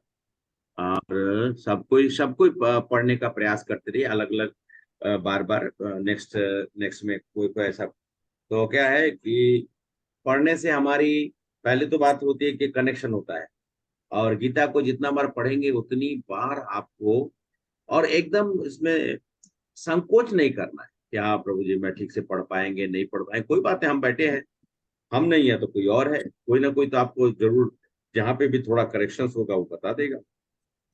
और हम सब लोगों ने जीवन भर सिखाई है और आगे भी सीखते रहेंगे।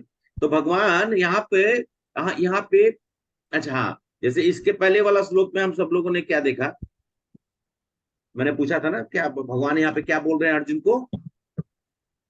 सहने के लिए, सहने का मतलब कि सहन करने की शक्ति के बारे में बोल रहे हैं। यहाँ पर क्या बता रहे हैं भगवान इस श्लोक में? इस श्लोक के द्वारा हम लोग क्या मालूम चल रहा है? इन जस्ट वन लाइन, आत्मा अजन्मा है और ये नित्य है। हाँ, परमात्मा अंदर है।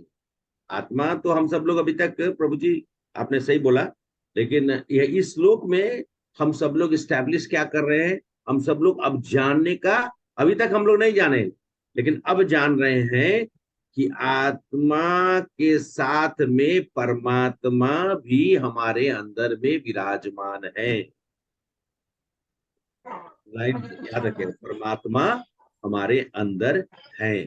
भगवान क्या कहते हैं कि आत्मा का न जन्म हुआ न हुआ, ये हम सब लोग पहले श्लोक में भी देखे, उसके बाद हम जान रहे थे हम थे, हैं और रहेंगे, हम शाश्वत हैं। जिस तरह से भगवान का स्वरूप शाश्वत है, उसी तरह से जीव आत्मा का भी स्वरूप शाश्वत है। लेकिन वो जब शरीर धारण करता है तब वो शाश्वत रूप से इस जगत में आकर अशाश्वत चीज के अंदर में प्रवेश करके वो समय समय पे परिवर्तन होने के कारण एक शरीर को छोड़कर दूसरे शरीर में प्रवेश करते रहता है। वो इसीलिए क्योंकि हम लोग किसी न किसी कारण से अपने उस जगह से छोड़कर हम लोग चले आए जो कि हमारा ओरिजिनल होता है। तो इसीलिए हमारा यहाँ पर कहा गया है कि हमारा आत्मा तो शाश्वत है, वो कभी समाप्त नहीं होता है। अच्छा, अब कोई पूछेगा कि भाई जिसका कभी अंत नहीं हुआ तो वो मतलब जो क्रिएट ही नहीं हुआ है तो उसका अंत कहां से होगा? आत्मा का क्रिएशन हुआ है क्या? नहीं, वो तो नहीं है। आत्मा शाश्वत, फिर वही बात, आत्मा शाश्वत था। भगवान जब से हैं तब से वो आत्माएं थी, हम सब लोग थे। हम लोग भटक भटक के इधर आए हुए, हम लोग भगवान के साथ थे, तो हमारा अंत होने का तो सवाल ही पैदा नहीं होता है। हम जिस रूप में भी रहे होंगे उसी स्वरूप में थे। निर्विकार रूप, निर्विकार मतलब बिना विकार के। देखिए, निर्विशेष निर्विकार शब्द में कंफ्यूज मत करिएगा। निर्विकार मतलब बिना कोई विकार के कारण हम भगवान के साथ में थे। जैसे ही हमारे अंदर में विकार आया वैसे ही हम गिर पड़े, सीधा आगे भूलो। विकार पैदा हुआ, कौन सा विकार पैदा हुआ? काम। हाँ, वो तो मतलब वहां पर अंधकार। सब, हाँ प्रभु जी आपने सही बोला। हमारे 6 विकारों में से एक विकार, हमारे अंदर में इच्छा जागृत हो गई। काम वाला तो बाद में, इच्छा फर्स्ट ही हो गया हमारा डिजायर, छोटा सा। हम तब तक भगवत धाम नहीं जा सकते हैं जब तक हमारे हृदय में वो लेस मात्र, मतलब लेस मात्र कैसे कह सकते हैं, एकदम मिन्स्क्यूल पार्ट ऑफ डिजायर रह जाएगा। सुचंदा माता जी कितना बार आप रसगुल्ला बनाती है घर में? रसोगुल्ला, नॉट रसगुल्ला, रसोगुल्ला। इंद्रनील प्रभु तुम्हें खाचो? तो बात यह है कि वो नहीं, रसगुल्ला मुझे भी बहुत पसंद है, ऐसा नहीं बोल रहा। पायस बहुत बनाते हैं, पायसम बहुत बनाते हैं हम लोग। तो वो एक लेवल ऊपर में भी है। तो पायसम, ये सब चीजें तो बोलने से फिर, तो जब तक हम लोगों को थोड़ा थोड़ा, अब इंद्रनील प्रभु बोलेंगे कि सुचंदा माता जी का पायसम जो बहुत अच्छा है, और वो लास्ट तक सोचते रहेंगे मेरे को पायसम थोड़ा खिलाए, तो फिर वही वाला बात है, इच्छा रह जाएगी। तो हमारे इच्छा का, अरे भगवान को खिला कर प्रसाद खाइए, वो इच्छा नहीं है। अच्छा चीज खाइए। मैं ऐसे तो थोड़ा आप लोगों को जोड़ने की कोशिश कर रहा हूँ। कहने का मतलब कि थोड़ा भी इच्छा रह जाएगा हम लोग नहीं जा पाए। हमको अपने इच्छाओं के ऊपर में पूर्ण रूप से काबू पाकर, तब भगवान, हमारा विकार आया ही इच्छा से है, इसीलिए हम लोग निर्विकार रूप में थे, विकार के कारण नीचे आ गए। तो ये वो है। और भगवान को यहाँ पे कहा गया है परम सत्य है। सत्य क्या है? भगवान बोले कि ठीक है, तुम लोग को देखिए, भौतिक जगत में लोग क्या हो गया, हमको प्रमाण चाहिए। ये गिलास है, गिलास में जल नहीं है, तो मैं बोलूंगा कि इसमें तो जल नहीं है, हर चीज का प्रमाण चाहिए। तो भगवान बोले ठीक है, मैं प्रमाण देता हूं। उन्होंने दे दिया गीता, भाई समझने के लिए दे दिया गीता। लेकिन मूर्ख, हमारे जैसे मूर्ख लोग गीता भी नहीं समझ सकते हैं। तो भगवान ने क्या किया, अपने लोगों को भेज दिए। उन्होंने गीता, भाई व्यासदेव ने लिख दिया। व्यासदेव ने उनको, भगवान बोले कि भगवान कि मैं ही लिख रहा हूं। कहने का मतलब कृष्ण द्वैपायन वेद व्यास, वो खुद प्रकट हुए। जिस भी युग में 7वें वैवस्वत मंत्र के इस 28वें साइकिल में जब वे व्यासदेव हमेशा प्रकट होते हैं, द्वापर युग के समापन और कलयुग के शुरुआत होने से पहले हमेशा व्यासदेव आएंगे। लेकिन ये व्यासदेव थोड़ा स्पेशल है, क्योंकि ये व्यासदेव जो है कृष्ण भगवान के पूर्ण अवतार के बाद आए। तो इन्होंने श्रीमद् भागवतम की रचना भी कर डाली, और उसके बाद इन्होंने गीता का ज्ञान जो है, महाभारत ये इत्यादि इत्यादि जितना महापुराण उपनिषद सब कर दिए। तो उन्होंने कहा लो, मैं वेद व्यास जी आ गए, वेद व्यास जी ने लिख दिया, अब लो इसको। अब वो भी नहीं समझ में आया, तब फिर भगवान ने साक्षात्कार कराने के लिए, ज्ञान देने के लिए और लोगों को भेजे, तो जिससे कि उनको, मनुष्य को क्या है, बना बनाया सब चीज मिल जाना चाहिए। हम सब लोगों को क्या है, सब कुछ बिना मतलब बिना मेहनत किए हुए, बिना परिश्रम किए हुए मिल जाना। चलो भगवान बोले कोई बात नहीं है, ये मेरे कलयुगी जो मेरे पुत्र या पुत्री हैं, मतलब संतानें हैं, इनको सब चीज मिक्स्ड, मतलब रेडी, आजकल क्या मिलता है मार्केट में, मिलता है ना प्री मिक्स, लाइए पानी में डालिए तैयार, वो क्या बोलते हैं उसको, पैकेट्स मिलता है ना, सैचेट्स। तो वेजिटेबल, आजकल तो वेजिटेबल का भी मिलने लगा। हम सोच में पड़े हुए थे यार, ये सब ये कलयुग का प्रभाव, ये क्या है हमारे। पहले देखते थे मेरी माता जी सुबह से परेशान है, सब्जी काट रही हैं, उधर चल रहा है, छोंका लग रहा है, उसके बाद तो फिर उसमें सब्जी दिया जा रहा है, फिर बार बार आके पूछते, देखते थे कि बना कि नहीं बना। तो लेकिन अब तो प्रक्रिया बड़ा आसान है, फाड़ा डाला, पानी उन्हीं में कुछ क्वांटिटी में डाला, ऐसा उबाल दिया, दे दिया सबको। तो खैर ठीक है, मतलब कहने तो भगवान ने भी ऐसा ही व्यवस्था कर दी। लेकिन लेकिन सत्य को, तो सत्य को पहचानना है ना। अब साइक्लोन आया हुआ था ना, अभी साइक्लोन का समय था, हम सब लोग ऑफिस वाले बोलते भाई वर्क फ्रॉम होम। अभी अच्छा आजकल, अच्छा कोरोना आया तो कुछ अच्छी हो, कुछ चीजें अच्छी हो गई, बताइए क्या अच्छी होगी? Work from home, online classes, online classes, work from home, ये कोरोना जूम मंदिर है। घर का सोशल खाना मीडिया जूम एक्सप्लोर मंदिर हुआ। प्रभु, जूम मंदिर। हाँ, जूम मंदिर बन गया प्रभु, सही बात है, जूम मंदिर बना। सोशल प्लेटफॉर्म का यूटिलाइजेशन होना स्टार्ट हुआ। ये एक्चुअली में कहा जाए कि इसको एक तरीके से तो बहुत अच्छा है, मतलब हम सब लोग भक्ति के लिए जुड़कर 20 लोग 25 लोग जुड़ गए, थोड़ा सा हम लोग चेतना को जागृत करने के लिए हम सब लोग प्रयास कर रहे हैं। लेकिन कहीं कहीं पे ये खराबी भी है, हमारे बच्चे लोग को ऑनलाइन, अब बताइए ऑनलाइन टीचिंग करेगा आदमी तो उसको क्या ज्ञान। हम सब लोग तो एक अवस्था में आ चुके हैं कि थोड़ा बहुत जो चीज हम लोग समझना चाहते हैं वो हम लोग समझ लेंगे। 10 लाइन 20 लाइन 25 लाइन, आधा घंटा अगर मैं बोलूं तो कम से कम आप लोग जो बेसिक्स है वो। लेकिन बच्चों को पढ़ाना बड़ा मुश्किल का, फिर भी चलिए ठीक है, कम से कम साइक्लोन में हम लोग को घर में बैठा दिया गया 5-6 दिन, 4-5 दिन से तो बस यही चल रहा था। अंततः सिर्फ एहसास कराने के लिए भगवान सब कुछ करते हैं। ये साइक्लोन जो हम लोग को भेजे हैं तो क्या है, अतिदैविक प्रकोप है ना। बोले कि शरीर के जीवन में ऐसे प्रकोप आते रहेंगे, जब तक आप लोग इस भौतिक जगत में, तब तक आते रहेंगे।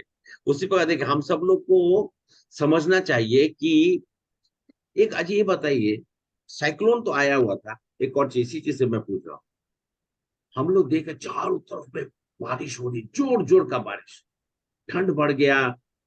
माता जी से मैंने मतलब पूछा, मतलब हैदराबाद में आप लोग हैं, वहां पे भी उसका इफेक्ट था। तो सुबह सुबह माता जी से पूछा कि माता जी कैसे, बोले कि नहीं यहाँ पर भी ठंड बढ़ गई है। तो बोले कि अभी दोपहर में, बोले कि अभी सूर्य देव का दर्शन हुआ है। अच्छा ये बताइए, उन्होंने बोला सूर्य देव का दर्शन हुआ है, सही बात है, और जो उन्होंने दृष्टिगोचर हुई, लेकिन बताइए कि सूर्य थे कि नहीं? सूर्य थे ना, सूर्य तो थे ही, हम लोग देख नहीं पा रहे थे। हम लोग ने शाश्वत रूप से सूर्य तो थे ही, साइक्लोन के वजह से सूर्य का दर्शन हम नहीं कर पा रहे थे। इसी तरीके से कोई बोलेगा, अब ये हम बोलेंगे कि हम तो आपको समझ ही नहीं पा रहे। अरे भाई, आत्मा तो शरीर के अंदर में, वो दिखेगा थोड़े, जो वो तो बहुत सूक्ष्म है, वो दिखेगा नहीं। लेकिन हम सब लोग को शरीर तो दिखाई दे रहा है ना, ये शरीर ही तो उसका बोध कराता है। सूर्य की गर्मी, सूर्य की किरणें जो हैं, सूर्य से निकलती है, वो हमको ज्ञान देता है कि सूर्य में गर्मी बहुत है कि नहीं? समझ में मैं क्या बोलना चाह रहा था? आत्मा जो शरीर के अंदर में है, शरीर से हम लोग को बताने का प्रयास करते हैं कि आत्मा है इस शरीर के अंदर में। कल लोग बोलता है ना, स्वर्ण मिस्टर XYZ लेफ्ट अवे। अरे कौन लेफ्ट अवे? आत्मा शरीर को छोड़ के चला गया है। शरीर तो वहीं पे है, वो मिस्टर XYZ का शरीर वहीं पे रह गया है। शरीर को सिर्फ इसलिए मैं बोल रहा था, पहले बार बोल रहा था कि जब हम सब लोग का आत्मा परिवर्तन होता है, शरीर में आत्मा रहता है, लेकिन जब शरीर एकदम अंग भंग हो जाता है तो फिर शरीर से आत्मा निकलती है। स्टेटमेंट सुनिएगा, आत्मा जो है हमारे शरीर में रहता है, ठीक है, रहता है, समय हमारा शरीर बदलते रहता है।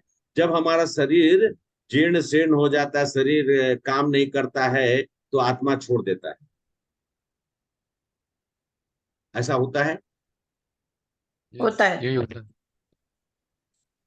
जिसका मतलब है कि शरीर जब तक मतलब समाप्त नहीं होगा तब तक आत्मा उसमें प्रवेश उसमें रहेगा। नहीं, नहीं, कंफ्यूज मत करिए। रहेगा प्रभु। शरीर, अच्छा, ये हमारी आंखें, हमारी कान, हमारी नाक, ये सब खत्म हो जाता है तब जाके आत्मा छोड़ती है। नहीं, नहीं, गलत है ये। नहीं, हमारी अंतड़ियां वो सब खत्म तब नहीं, ऐसा नहीं ना। समय के अनुसार जब शरीर की जीर्ण शीर्ण का अवस्था हो जाती है, अवस्था हो जाती है, तो शरीर को आत्मा जो है शरीर को त्याग देता है, शरीर आत्मा को नहीं त्यागता है। बहुत इंपॉर्टेंट चीज है समझने के लिए, क्योंकि ये चीज को हम लोग को दिमाग में रखना है। ये नहीं कि हमारा शरीर जो है वो एकदम पहले शरीर खत्म हो जाएगा तब आत्मा उसमें, नहीं। आत्मा समय के अनुसार शरीर का त्याग कर देता है जब उसकी अवस्था ऐसी हो जाती है, ठीक है। इस और इस चीज को बोध करने के लिए बहुत सुंदर एग्जाम्पल प्रभुपाद ने दिया था।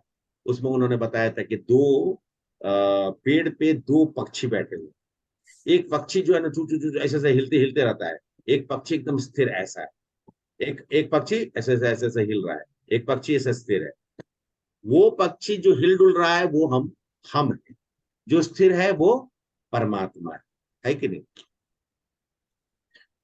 दोनों एक ही पेड़ पे बैठे हुए, दोनों का रंग भी एक ही जैसा है, दोनों का क्वालिटी भी एक ही जैसा है, लेकिन एक जो है जरा ज्यादा तन्मय है, एक जो है वो तंद्रित है, मतलब कि शांत है, एकदम एक जगह पर बैठ के शांत वाला परमात्मा है। जो ज्यादा इधर उधर दाएं बाएं इधर उधर सब देख रहा है वो आत्मा है।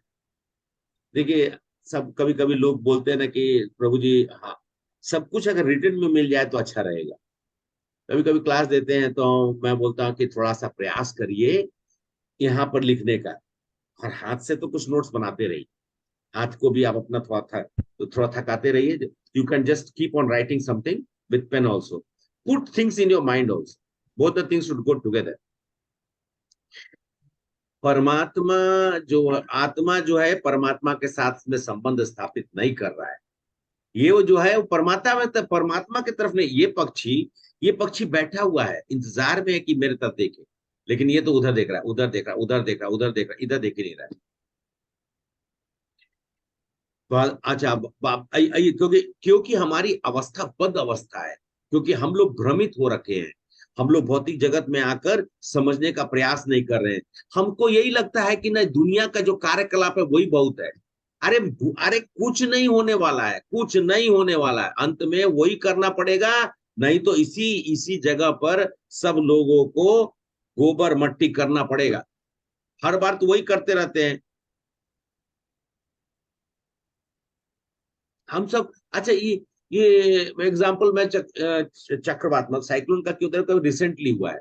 चक्रवात में मैं तो बीमार पड़ गया, बहुत लोग पड़े होंगे, बहुत लोगों की मृत्यु भी हो गई, सुनने में आया ये चेन्नई में ये तो यस यस आपदा, हाँ, आपदा तो आई, यहाँ पे हमारे आंध्र प्रदेश के कोस्ट पे टकराया है, वहां पर कितने लोगों का जो है उन्होंने बना बना के अपना घर रखा, सब उजड़ गया।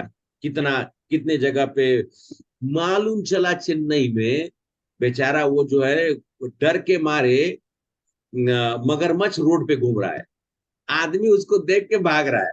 लेकिन अलग मतलब मगरमच्छ सब की भी कंडीशन ये हो गई, बताइए। हमको भगवान जो है बैठे हुए हैं ज्ञान देने के लिए। कभी कभी हम लोग बोलते हैं ना, my third sense was telling something to me, my common sense was telling something to me. वो कौन है? भगवान है। हाँ, भगवान है ना। देखिए जैसे चक्रवात के बारे में हम सब लोग को साइक्लोन के बारे में मालूम है, वेदर खराब हो गया है, का आसमान काला हो गया चारों तरफ में, हम उतना ही समझ सकते हैं। ठीक है, हमको नहीं मालूम है कि समुद्र में कैसा उठ रहा है, कहाँ पे है, किस तरीके से आ रहा है, कहाँ पे गिरेगा, वो कौन बताता है? साइक्लोन के बारे में कौन बताता है? मेट्रोलॉजिकल डिपार्टमेंट ना, वो वेदर, हाँ, मेट्रोलॉजिकल डिपार्टमेंट बताता है कि समुद्र का इस जगह पे ये चक्रवात अभी गोल गोल गोल घूम रहा है, ये अपना आगे की ओर इसका आई जो है आगे बढ़ रहा है। ये अंदाज से उन लोग बताते हैं कि इसका मोटा मोटा इसका जो आई है वो वहां पे, और अभी तो मैं देखता हूँ काफी अच्छा इनका प्रेडिक्शन रहता है, जो बताया था उससे ज्यादा इधर उधर डेविएट नहीं हुआ। ठीक है, कभी कभी ये सब चीजें हम सब लोग, ये क्या है, ये अति दैविक प्रकोप है, ये हम लोग अपना इंस्ट्रूमेंट लगा, ठीक है, हम तो थोड़ा जजमेंट है, लेकिन मैं यहाँ बताना चाह रहा था, मेट्रोलॉजिकल डिपार्टमेंट को ज्ञान है ना, उससे वैज्ञानिक लोग हैं, उनको मालूम है, वो बता सकते हैं। उसी तरीके से परमात्मा भी हमारे वैज्ञानिक है, परमात्मा भी हमारे वो ज्ञाता हैं जो हमको बता सकते हैं कि इस आत्मा को कि क्या सही है क्या गलत है, हमें वो संकेत देते रहते हैं। वो आप लोग बोलेंगे ना, प्रभु जी भगवान हमको रोकते क्यों नहीं? भगवान अभी बताया कि आपने बता दिया, एक परमात्मा बैठे हुए, एक तोता, एक आत्मा है, तो उनको हमको रोकना चाहिए ना गलत काम करने से। भगवान तो संकेत देते ही रहते हैं, वो तो बार बार देते रहते हैं, हम तो अपनी इच्छा के अनुसार यहाँ पे आए ना, तो हमें थोड़ा सा स्वतंत्रता दी गई है, उसी स्वतंत्रता का लाभ उठाकर हम सब लोग जो है वो अपने इस कार्य को कर रहे हैं। हम परमात्मा के दिए हुए आदेश को अगर सुन ले, समझ ले, तो फिर हमारा जीवन जो है संभवतः हम लोग अपनी भक्ति करके, क्योंकि भगवान की भक्ति सबसे उच्चतम है, उसी भक्ति को करने के लिए भगवान कितनी बार संकेत देते हैं, लेकिन हम लोग प्रयास नहीं करते, हम अपनी मर्जी से ही करते हैं। तो अर्जुन का, और यही चीज अर्जुन को के द्वारा दर्शाया गया है। अर्जुन क्या है यहाँ पर, अर्जुन के साथ में तो वो भी नहीं, अर्जुन के साथ में तो परमात्मा स्वरूप भगवान सामने में खड़े हैं, उनके अंदर में एक परमात्मा तो है, सो है ही, उनके तो सामने में खड़े हैं साक्षात। सोचिए, कंडीशन को आप समझने का कोशिश करिए कि अर्जुन तो खैर हम सब लोग से बहुत ज्यादा क्वालिफाइड है, भगवान के मित्र हैं, भगवान के, लेकिन वो अभी भी नहीं समझ रहे हैं। समझ रहे कोशिश, कितना सुंदर एग्जाम्पल भगवान ने दिया है कि अर्जुन की अवस्था कैसी है, भगवान सामने में होकर भी वो अपने कर्तव्य का निर्वाह नहीं कर पा रहे। और अर्जुन के जैसा व्यक्ति जो भगवान के सबसे प्रिय में से, तो हम लोग तो खैर, हम लोग भी सब लोग प्रिय है, ऐसा नहीं, भगवान के लिए सब प्रिय है, भगवान का कभी भी किसी से विमुख नहीं होता। ओके, हरे कृष्णा माता जी। प्रभु जी अभी आप सब लोग कुछ प्रश्न है तो पूछ लीजिए, आप लोग के पास 8 मिनट है, 8-9 मिनट। हरे कृष्ण प्रभु। बोलिए। हाँ, हमारा जो भौतिक जीवन है उसमें जो इच्छा ये सब तो हमारा ब्रेन कंट्रोल करते हैं, तो आत्मा को कौन कंट्रोल करते हैं? नहीं, फिर से एक बार रिपीट करिएगा माता जी। हमारा जो भौतिक जीवन है और जो इच्छा है, जो हम लोग काम करते हैं, इसमें पूरा ही कंट्रोल करते हैं हमारा ब्रेन, तो आत्मा को कौन कंट्रोल करते हैं?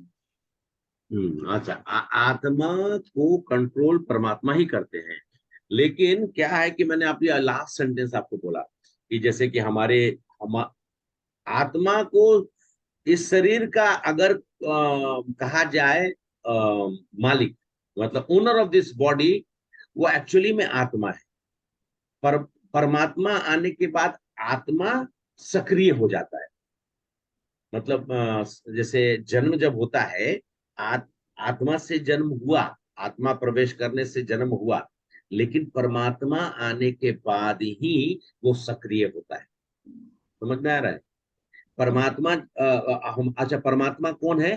क्षीरोदक्षाई विष्णु। 3 विष्णु में से जो विष्णु सबसे नजदीक हमारे हैं, क्षीरोदक्षाई विष्णु, मतलब ब्रह्मलोक से जस्ट ऊपर में, उसके ऊपर में कारणोदक्षाय विष्णु है, गर्भोदक्षाय विष्णु, उसके ऊपर में कारणोदक्षाय विष्णु है, और उसके ऊपर में कृष्ण है, संकर्षण कृष्ण, वसुदेव या वासुदेव बोले। तो क्षीरोदक्षाय विष्णु का ड्यूटी क्या है? वो परमात्मा स्वरूप प्रकट होकर विभिन्न तरह के प्राणियों में, 84 लाख योनियों में वो प्रविष्ट हो जाते हैं, सब में प्रविष्ट हो जाते हैं। और उनका वहां पर सिर्फ यही रहता है कि आत्मा को जागृत कर। लेकिन आपका जो भी मतलब जो डिजायर्स है, जो ये सब है, वो सब आत्मा के साथ में एक सूक्ष्म शरीर है। हमने बताया था ना, सूक्ष्म शरीर में 3 चीज बताया था। क्या बताया था? Mind, intelligence and false ego. तो ये आत्मा के ऊपर का जो एक लेयर है, सूक्ष्म शरीर, डिजायर्स वहां से क्रिएट होने लगते हैं। वही वो है, वो एक जो लेवल है, वहां से हमारा डिजायर क्रिएट होता है। और वो डिजायर एक्चुअली में हम सब लोग जो अभी जो आप बता रहे थे, वो that is the reason of उसका वो एक कारण। ठीक है? तो परमात्मा ब्रेन को कंट्रोल नहीं कर पाते हैं? परमात्मा ने हमें कुछ स्वतंत्रता दे रखी है, इसीलिए हम सब लोग उस स्वतंत्रता का लाभ उठाकर, जैसे कि फॉर एग्जाम्पल आप अपने बच्चे, छोटे से बच्चा, मान लीजिए आपके घर में 3 साल या 4 साल के का कोई बच्चा हो, आपने क्या कहा कि मैं दरवाजा खोल के जा रही हूँ, तुम एक काम करो, तुमको मैं सब कुछ खाना पीना आप दे दिए। बोले कि ठीक है, मैं आधे घंटे के लिए मैं नीचे से जाकर कुछ सब्जी लेके आ रही हूँ। ठीक है, आपने बता दिया। लेकिन वो बच्चा क्या है, सुना। अब वो बच्चा मान लीजिए कि उसको मैं साथ में आता हूँ, सुना, लेकिन वो किया क्या? बच्चा का स्वरूप है, माँ ने बताया नहीं जाना है तो वो जाएगा ही 100%। और उसका नेचर है, वो क्या करेगा? दरवाजा खोलेगा, बाहर निकल जाए। तो यही है हमारे साथ में हो रही थोड़ी सी स्वतंत्रता है, जिसका हम लोग मिस यूटिलाइज कर रहे हैं। अच्छा प्रश्न है माता जी आपका। जी, और कोई प्रश्न? हरे कृष्णा प्रभु। माता जी बोलिए। तो हम लोग जो गलत काम करते हैं, उस टाइम पे आत्मा या परमात्मा हम लोगों को कैसे हेल्प करते हैं? और क्यों नहीं करते हैं? हाँ, परमात्मा हेल्प करते हैं माता जी। परमात्मा, आप नहीं, मैंने अभी बोला ना कि कभी कभी आप अचानक से बोलेंगे माय थर्ड सेंस प्रिवेल्ड। कभी कभी क्या होता है कि गलती करते करते हम रुक जाते हैं, तो नहीं होता कि थर्ड सेंस प्रिवेल्ड। एक्चुअली में भगवान को संकेत देते रहते हैं, हम नहीं समझ पाते, हम समझते नहीं। जब हम वो समझ जाएंगे ना, तो फिर आध्यात्म के रास्ता पर अपने आप को अग्रसित हो जाए। हमें सामने में कुछ हो रहा है, उससे कोई फर्क नहीं पड़ेगा। हम सब लोग धीरे धीरे जो है परिवकाचार्य, उसके बाद परमहंस, उस तरफ प्रवेश कर जाएंगे, क्योंकि हमको समझ में आने लगेगा भगवान जो बता रहे हैं। और बहुत बार ऐसे होते हैं कि हम अपना लेवल जब धीरे धीरे अध्यात्म का बढ़ाते हैं, तो हमारा परमात्मा और आत्मा का कनेक्शन स्टैब्लिश हो जाता है। जैसे वो रिलेशनशिप स्टैब्लिश हुआ, वैसे ही मनुष्य जो है वो कृष्ण की भक्ति के तरफ में मुड़ जाता है, तो उसको समझ में आने लगा। ठीक है? ठीक है प्रभु जी, थैंक यू प्रभु जी। हरे कृष्णा। जी माता जी, और कोई प्रभु जी? हरे कृष्णा। हरे कृष्ण प्रभु, मेरा एक सवाल है। बोलिए। जो सूक्ष्म शरीर है, तो आत्मा सबसे अंदर, उसके बाहर सूक्ष्म शरीर, देन द मटेरियल बॉडी। तो हाँ, मटेरियल बॉडी, मटेरियल बॉडी। स्थूल शरीर। हाँ, जो स्थूल शरीर है वो जब डिस्ट्रॉय होता है उसके साथ उस जन्म का सूक्ष्म शरीर भी डिस्ट्रॉय होता है क्या? नहीं, सूक्ष्म शरीर जाता है आत्मा के साथ। ओके, तो उसको थोड़ा सा ये याद रखिएगा, सूक्ष्म शरीर जाता है आत्मा के साथ में, क्योंकि ओके, आपके बहुत सारे डिजायर्स अनफुलफिल्ड हैं, और वो डिजायर सब फुलफिल करने के लिए वो आत्मा फिर एक दूसरा शरीर धारण करता है। ओके, और जब मतलब हाँ बोलिए। प्रारब्ध कर्म भी उसके साथ ही जाता है फल यस भोगने यस, के लिए। 100%। अंडरस्टूड। इसलिए आपको भोगना पड़ता है। और जैसे जैसे हमारा वो जो डिजायर क्षीण होते जाएगा, तब एक दिन वो सूक्ष्म शरीर को छोड़कर आत्मा जो है वो एकदम यौवन, मतलब कहते हैं कि नवस्था आकर तब वो भगवत धाम की ओर चला जाएगा। मतलब प्योरेस्ट फॉर्म में कुछ सूक्ष्म शरीर भी नहीं रहेगा। नहीं इट रहेगा। Is only the spirit. या क्योंकि सूक्ष्म शरीर है तो डिजायर है ना प्रभु जी। माता जी जो ने प्रश्न किया था डिजायर, वो डिजायर वही से आता है। हम लोग का अंडरस्टूड। जन्म ही होता है महत में फॉल्स ईगो से। फॉल्स ईगो, माइंड इंटेलिजेंस बाद में आता है। इसके बाद हमारा जो प्रक्रिया है वो पूरा का पूरा स्टार्ट होता है। बहुत साइंटिफिक है। इतना मतलब एक बार श्रीमद् भागवतम में इसका चर्चा आप जब देखेंगे ना, एकदम साइंटिफिकली सब कुछ बताया हुआ है। बच्चे का जन्म किस अवस्था में किस दिन से कैसे होता है, एक एक चीज का डिस्क्रिप्शन। हमको तो लगता है कि साइंस वालों ने श्रीमद् भागवतम पढ़कर काफी कुछ डेवलप कर लिया। तो बात तो स्वाभाविक है कि अगर एक एक सूत्र जो है हमारे सनातन धर्म में, अगर कोई आदमी उसको बराबर सीख लेना, उसको समझ में आ जाएगा। यहाँ तक हमारा जो पुराने पुराने श्लोक सब है उसमें, हाँ, लोग आज इंस्ट्रूमेंट से चेक कर रहे हैं कि कितना डिस्टेंस है, क्या है। डिस्टेंस के बारे में तो बहुत पहले से बताया हुआ है कि कौन चीज कहाँ पे है। हमें हमें मतलब पृथ्वी गोल है, इसके बारे में लोगों को, बहुत सारे लोगों को यही था।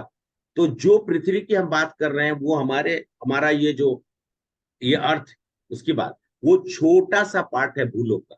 भूलोक बहुत बड़ी है, भूलोक जो है बहुत बड़ी है। उसमें से छोटा सा ये अर्थ जो है एक गोल पिंड के जैसा, इसका भूलोक के साउथ डायरेक्शन पे वो टिका हुआ है। बहुत बहुत बहुत अंदर डिटेल चीजें हैं। मैं तो मतलब मेरा ज्योग्राफी पढ़े थे वो सब, पढ़ने के बाद श्रीमद् भागवत तो बहुत सोच में पड़ गए कि मतलब मैंने अभी तक क्या पढ़ाई किया था वो तो अपूर्ण है, पूर्ण है ही नहीं। खैर उसकी चर्चा हम लोग कभी करेंगे। श्रीमद् भागवतम तो जबरदस्त है, मतलब वो पूरा कृष्ण ही है। कृष्ण को जो समझ गया तो वही भागवत को पढ़िएगा तब आप कृष्ण को समझ जाइए। हरे हाँ, कृष्ण प्रभु। हरे कृष्ण। चलिए अभी, और मतलब जो मैंने बोला सब आप लोग के अंदर प्रवेश कर गया, तो कोई प्रश्न नहीं है, हैं? चलिए ठीक है, कोई बात नहीं है।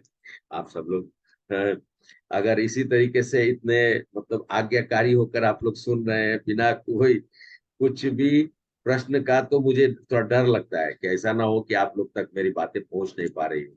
ना हो तो वो भी बोलना है। प्रभु जी मुझे समझ में आत्मसात नहीं कर है। लिया सब। प्रभु जी आत्मसात कर लिया सब कुछ, नहीं सब नहीं ज्ञान को। नहीं, जरूर ना, अच्छा, मेरे तरफ से आप लोग को एकदम निवेदन है, कभी भी कहीं पे कुछ ना समझ में आए सीधा बोलिए, प्रभु जी मुझे नहीं समझ में आ रहा है। मुझे कतई कोई चीज, हो सकता है कि बोलने के समय में मेरी अंदर से कोई त्रुटि रही हो, और कभी कभी बौद्धिक क्षमता जो है समझाने के लिए पर्याप्त नहीं रहता हो, तो फिर हम लोग फिर प्रयास करेंगे। लेकिन जरूरी है कि समझ के जाना है। आज मैं इस श्लोक को सुन लिया, मुझसे कल कोई पूछेगा तो मैं उसको कम से कम 4 लाइन बता सकता हूँ, इतना, या बता सकती हूँ। मतलब ऐसा होना चाहिए आप। ठीक है प्रभु जी, ओके। तो फिर हम सब लोग आज वेडनेसडे, फिर फ्राइडे सैटरडे, एक्चुअली हम लोग पीछे चल रहे हैं अपना शेड्यूल से। लेकिन मैं कोशिश करूंगा आप लोग से पूछ कर बीच में किसी एक दिन आधा घंटा 45 मिनट अगर आप लोग का समय निकाल कर अपने शेड्यूल को थोड़ा हम लोग सही कर लेंगे। आज माता जी ने भी कहा, प्रभु ने भी कहा हाँ, फिर बाद में सुषमा माता जी ने कहा कि नहीं नहीं प्रभु आप ये है, लेकिन मैं बोला कि अगर थोड़ी इतनी शक्ति हो कि भगवान की गीता के श्लोक को पढ़ सकता हूँ, तो फिर हम लोग को क्लास करने में कोई दिक्कत नहीं है। आप सब लोग आएंगे तो हम सब लोग बैठ कर सकते। तो मैं उस करीब सुबह में तो सही में दोपहर तक तो मेरी अवस्था उतनी अच्छी नहीं थी, लेकिन दोपहर के बाद थोड़ा सा खाना पीना खाकर और उसके बाद थोड़ा फ्रेश फील किए। तो फिर मैं थोड़ा ऑफिस भी गया, ऑफिस में जाकर कुछ अपना कार्य करके शाम को वहां वापिस आकर फिर गीता का हमने उठाया और भगवान को बस प्रार्थना करते हुए पूरा पढ़ा। पढ़ने के बाद कुछ कुछ इंपॉर्टेंट चीजें जो आप लोग तक पहुंचा सके उसको लिखा, और लिखने के बाद आप लोग के साथ में बैठकर थोड़ी चर्चा की, अपना भी थोड़ा सा मस्तिष्क खुला। तो ये होता है गीता में, ऐसा नहीं है कि मैं बोल रहा हूँ तो मुझे सब ज्ञान है। गीता में जब बोलता हूँ तो मैं भी सोचते रहता हूँ, अरे ये चीज ऐसा था, हाँ इसको ऐसा सोच सकते। ठीक है, हरे कृष्ण। हरे कृष्णा प्रभु जी, मंडे ले सकते हैं ना हम लोग एक्स्ट्रा? आप एक एक्स्ट्रा बोल रहे हैं ना क्लास के लिए? हाँ वो हाँ, अच्छा, क्योंकि सैटरडे फ्राइडे सैटरडे चल रहा है, संडे खाली जाएगा, मंडे ले सकते हैं, है ना? मंडे हाँ, मुझे एक ही दिन चाहिए, मतलब एक शेड्यूल हमारा हाँ, पीछे चल रहा है, तो उसको हम लोग अगर आप रेगुलराइज अगर कर लेंगे। और क्योंकि मैं भी नहीं चाहता था कि सब लोगों के साथ में कहीं ना कहीं एंगेजमेंट रहती है, तो मेरा ये रहता है कि जितना जल्दी हम सब लोग अपना टाइम जो है, ठीक है 1-1.5 घंटा हो गया तो नो प्रॉब्लम, क्योंकि मुझे मालूम है गीता का कितना भी 2 श्लोक है, उसको मैं 5-10 मिनट में नहीं, सबको सुनना भी है पढ़ा, और उसमें आप सब लोग को मौका नहीं मिल पा रहा है। मैं आप सब लोग से बोलूंगा, आग्रह करूंगा, आप लोग अपना मौका लेते रहिए कि हम लोग पढ़ेंगे, हम तात्पर्य पढ़ेंगे, हम अर्थ पढ़ेंगे, चाहे हम श्लोक का गाएंगे सुनाएंगे। तो इस तरीके से आप सब लोग भी, आप लोग को ये एडवांटेज मिलता रहेगा, आप लोग सीखते भी रहेंगे। और जब गीता को आप खुद श्लोक पढ़िएगा तो उसका आनंद अलग है। खाली श्लोक पढ़ने से आनंद मिलता है, और जो समझने के बाद तो आप समझ ही सकते हैं। तो मैं वही, हाँ ठीक है माता जी, मंडे को, क्योंकि शायद ये मंडे नहीं, मैं बात करूंगा ये मंडे को मोस्ट प्रोबेबली, अगर हमारा एक्चुअली में तिरुपति का है कल्याणम का, वहां पर उस दिन पे है मंडे को, तो मंडे को तो शायद नहीं होगा, लेकिन मैं बात करता हूँ बीच में।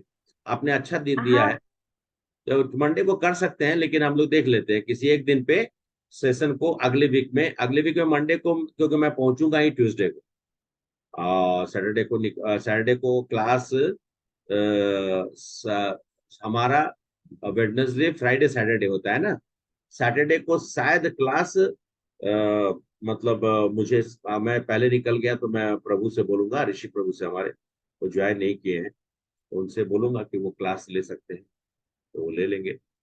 और मंडे मंडे को नहीं, फिर वेडनेसडे को मुलाकात होगी। लेकिन अभी वेडनेसडे, अभी फ्राइडे को हम लोग प्रभु कौन सा है, शिक्षाष्टकम है? यस प्रभु, नेक्स्ट शिक्षाष्टकम, शिक्षाष्टकम नहीं है प्रभु, ये गुरुअष्टकम का 4 जो बचा हुआ है। सॉरी सॉरी, गुरु अष्टकम का गुरु 5, 6, 7। गुरु अष्टकम के 4 श्लोक हैं सर, 5, 6, 7, 8। हाँ हाँ वही तो है ठीक, प्रभु, नेक्स्ट। 5। वो तो आनंद आनंद ही है उसमें, तो वो हम लोग करेंगे। और सैटरडे का क्लास क्या है प्रभु? 1 मिनट वो मैं देख के बताता सैटरडे को शायद, अच्छा एक और चीज था, हमारे अभय प्रभु जब तक बता रहे, इन्होंने कुछ बोला था कि एक मतलब रीडिंग ग्रुप करके कुछ चालू करना चाहते हैं, जिससे कि भगवत गीता का हर श्लोक पढ़ सके, और आपस में आप लोग भी, मतलब उसमें आप लोग अपना अपना पढ़कर आप लोग भी अपना जो है दे सकते हैं, अपना जो इनपुट्स है वो दे, आप लोग अपना जो समझ में आप लोग को जो आया वो आप बता सके, डिस्कस कर सके, ऐसा कुछ उनका मन था। तो मैंने कहा कि ठीक है, आज क्लास में हम लोग उसके ऊपर रखेंगे, अगर सब लोगों की इच्छा होगी तो स्टार्ट कर सकते हैं रीडिंग सर्किल। तो आप लोग रीडिंग सर्किल में, मेरी कोई जरूरत नहीं है, लेकिन आप लोग रहेंगे, जब जब आप, जैसे आप लोग का जरूरत के हिसाब से आप मुझे बोलते हैं, तो मैं भी आप लोग के पास आकर अपना जो है, जो भी आप लोगों के कुछ ऐसे अगर पूछना हो या फिर मुझसे कुछ करवाना हो, तो आप लोग बोल सकते हैं। क्योंकि ये क्लास मुझे करना है निश्चित रूप से, क्योंकि ये कोर्स करिकुलम के अनुसार में इसको बनाया हुआ है। इसमें आप लोगों को खाली भगवत गीता ही नहीं, हमारे गुरु परंपरा के बारे में अलग अलग बहुत सारी चीजें हैं, उनके बारे में बताया जाएगा। It is like a complete course. इसमें आप लोगों को दीक्षा से संबंधित और उसके बाद गुरु आश्रय लेने से संबंधित बहुत सारी चीजें हैं जो समय के अनुसार मैं बताता चलूंगा, और आप लोग उसको कर कर, और अल्टीमेटली तो सब लोगों को दीक्षा तो लेनी ही है ना। प्रभु 20 to जी प्रभु 23 जी। है। हैं 2.20 to 23 20 to 23 22-23 भगवत गीता। हाँ अच्छा हाँ। ठीक है। और एक चीज मैं बोलना चाह रहा था वो रीडिंग सेशन के बारे में। उसमें क्या है बोलिए। कि आपको आपका आशीर्वाद तो आपका रहे चाहिए ही हमको। और जैसे क्वेश्चन जो राइज होगा ना वो हम इसी क्लास में लास्ट में पूछ लेंगे। जो जो भी मतलब हम लोग अगर आपस में पढ़ रहे हैं उस समय में कोई क्वेश्चन हमारे इसमें आता है तो उसके लिए आपको डिस्टर्ब नहीं करके इसी क्लास के लास्ट में पूछेंगे। और अकॉर्डिंगली चलाएंगे कि मतलब जो श्लोक अभी चल रहा है उसके हिसाब से ही। और उसको जैसे अभी मतलब अभी के जिनको टाइम नहीं मिला है वो भी अपना पढ़ के रिवाइज कर सकते हैं। अगर कुछ कुछ डाउट होगा तो वो इसी क्लास में पूछ लेंगे। ठीक ठीक है प्रभु। अ, अगर कोई इंटरेस्टेड है तो मेरे को मैसेज कर सकता है, फिर हम लोग टाइम और ये कर लेंगे, सेट आप कर लोग लेंगे। हाँ, आप लोग अभय प्रभु से संपर्क करके जैसा आप लोग का विचार हो तो आप लोग, हाँ आचल माता जी बोलिए। जी मैं इंटरेस्टेड हूँ। हरे कृष्ण। माता जी बोलिए। हाँ जी प्रभु जी मैं इंटरेस्टेड हूँ। ठीक है, तो अभय प्रभु आप ग्रुप में तो सब लोग हैं ही, आपसे संपर्क सब लोग कर लेंगे, और जैसा भी उन लोग स्वरूप ले, जैसा भी स्वरूप बनाए क्या है उसका एक बार मुझसे आप लोग बता दीजिएगा। आप बता दीजिएगा मुझे क्या आप कर मतलब एग्जैक्टली प्लान आउट किए हैं, और उसके बाद तो फिर आप लोग कर सकते हैं। तो प्रभु हरे कृष्ण। प्लान हाँ, एकदम जस्ट सिंपल है। जो जैसे श्लोक हम लोग यहाँ पढ़ रहे हैं वैसे ही पढ़ेंगे। पर वहां पे क्या है कि हर किसी को पर्टिकुलर टाइम देंगे कि वो पढ़े, और परपट जो है वो डिवाइड करके, अगर एक जैसा टाइम रहेगा किसी किसी में परपट छोटा है किसी में बड़ा है तो उसके हिसाब से, अगर बड़ा है तो एक ही क्लास में एक ही ये रहेगा। अगर छोटा है तो 2 श्लोक ले लेंगे, वो पहले ये कर लेंगे और उसमें सबको पढ़ना होगा। और जो पर्टिकुलर पार्ट वो पढ़ रहे हैं उसमें वो क्या समझ रहे हैं वो एक्सप्लेन करेंगे कि हमें ये समझ में आया मेरे को। और ऐसे ही जो जो जितना जितना पढ़े जितना जो पढ़ेंगे वो अपना एक्सप्लेन करेंगे और लास्ट में कंक्लूड करेंगे। ठीक हरे है। कृष्णा। अभय प्रभु, आपके पास एक रिक्वेस्ट है मेरा। आप जब ग्रुप में ये देते हैं ना, कुछ अपडेट देते हैं ना, तो उस टाइम पे आप पूरा हिंदी में ही लिखते हैं, तो थोड़ा इंग्लिश में भी एक अपडेट कर दीजिए प्लीज। ओके माता जी। इंग्लिश मैंने आज आज जो अपडेट किया था उसमें मैंने इंग्लिश हिंदी दोनों डाला था। मैं नेक्स्ट टाइम से बिल्कुल आप मेरे को आज आज मैंने अपडेट किया था, मुझे खुद ही ये बात लगा कि मुझे सिर्फ इंग्लिश में नहीं लिखना चाहिए, इसलिए मैंने हिंदी सॉरी सिर्फ हिंदी नहीं लिखना चाहिए तो फिर इंग्लिश में लिखा था। मैं नेक्स्ट टाइम से लिंक, मेरे ख्याल से लिंक तो सबको पता है, उसमें तो कुछ चेंज करने की जरूरत नहीं है। अगर बोलेंगे तो लिंक भी एक इंग्लिश में डाल दूंगा मैं। बट लिंक तो कॉमन है, उसमें तो कुछ चेंज नहीं होता नहीं, नहीं। लिंक का जरूरत नहीं है। अगर कुछ अपडेट है तो आप कर दीजिए, क्योंकि हम लोग बंगाली है, इसलिए थोड़ा ओके माता जी, मुश्किल कोई होगी। कोई दिक्कत नहीं है। अब मैं इंग्लिश हिंदी दोनों में डालूंगा जो भी अपडेट डालता हूँ। ठीक ठीक है प्रभु, थैंक यू ठीक, सो मच। हरे कृष्णा। ठीक है प्रभु जी, और कुछ माता है प्रभु जी, तो फिर हम लोग सत्र को समापन करते हैं। ठीक है, सब बराबर, सब गीता गीता का श्लोक नंबर 2.14 2.20 2.14 क्या हम लोगों ने सीखा एक लाइन में? सहन करना। है सहन करना। सहन करना। 2.20 आत्मा हमेशा अंदर रहती है। परमात्मा अंदर है। परमात्मा। परमात्मा अंदर है। मैं पूरा मतलब ये सेंटेंस बोल रहा हूँ, परमात्मा अंदर है। ये हम लोगों को बार बार बोलना, परमात्मा अंदर है, परमात्मा अंदर है। ठीक है, ये याद रखने के लिए। ठीक है, ये दोनों श्लोकों के साथ में हम सब लोग भगवत गीता का आज इस अध्यापन आप सब लोग के संग में रहकर मैंने किया, और आप सभी लोग का फिर से मैं विनम्र निवेदन करते हुए आप लोग की यहाँ पर उपस्थिति प्रेरणा के लिए, आप सब लोग प्रेरणा देने के लिए यहाँ उपस्थित रहते हैं। और मैं अपने जो भी हमें इस कर्तव्य का निर्वाह करने के लिए दिया जा रहा है उसको मैं अच्छे ढंग से कर सकूं, तो इसलिए प्रार्थना भी करता हूं।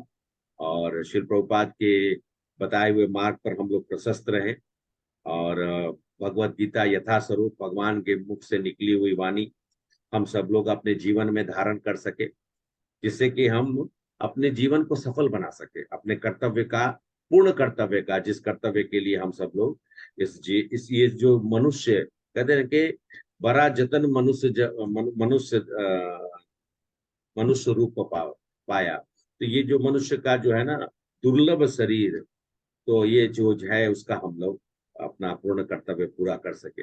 इसमें मैं आप सब लोग के साथ मिलकर आगे चलते हुए गीता का ज्ञान, तो आप लोग का बहुत बहुत धन्यवाद। अब आप लोग का बहुत बहुत धन्यवाद।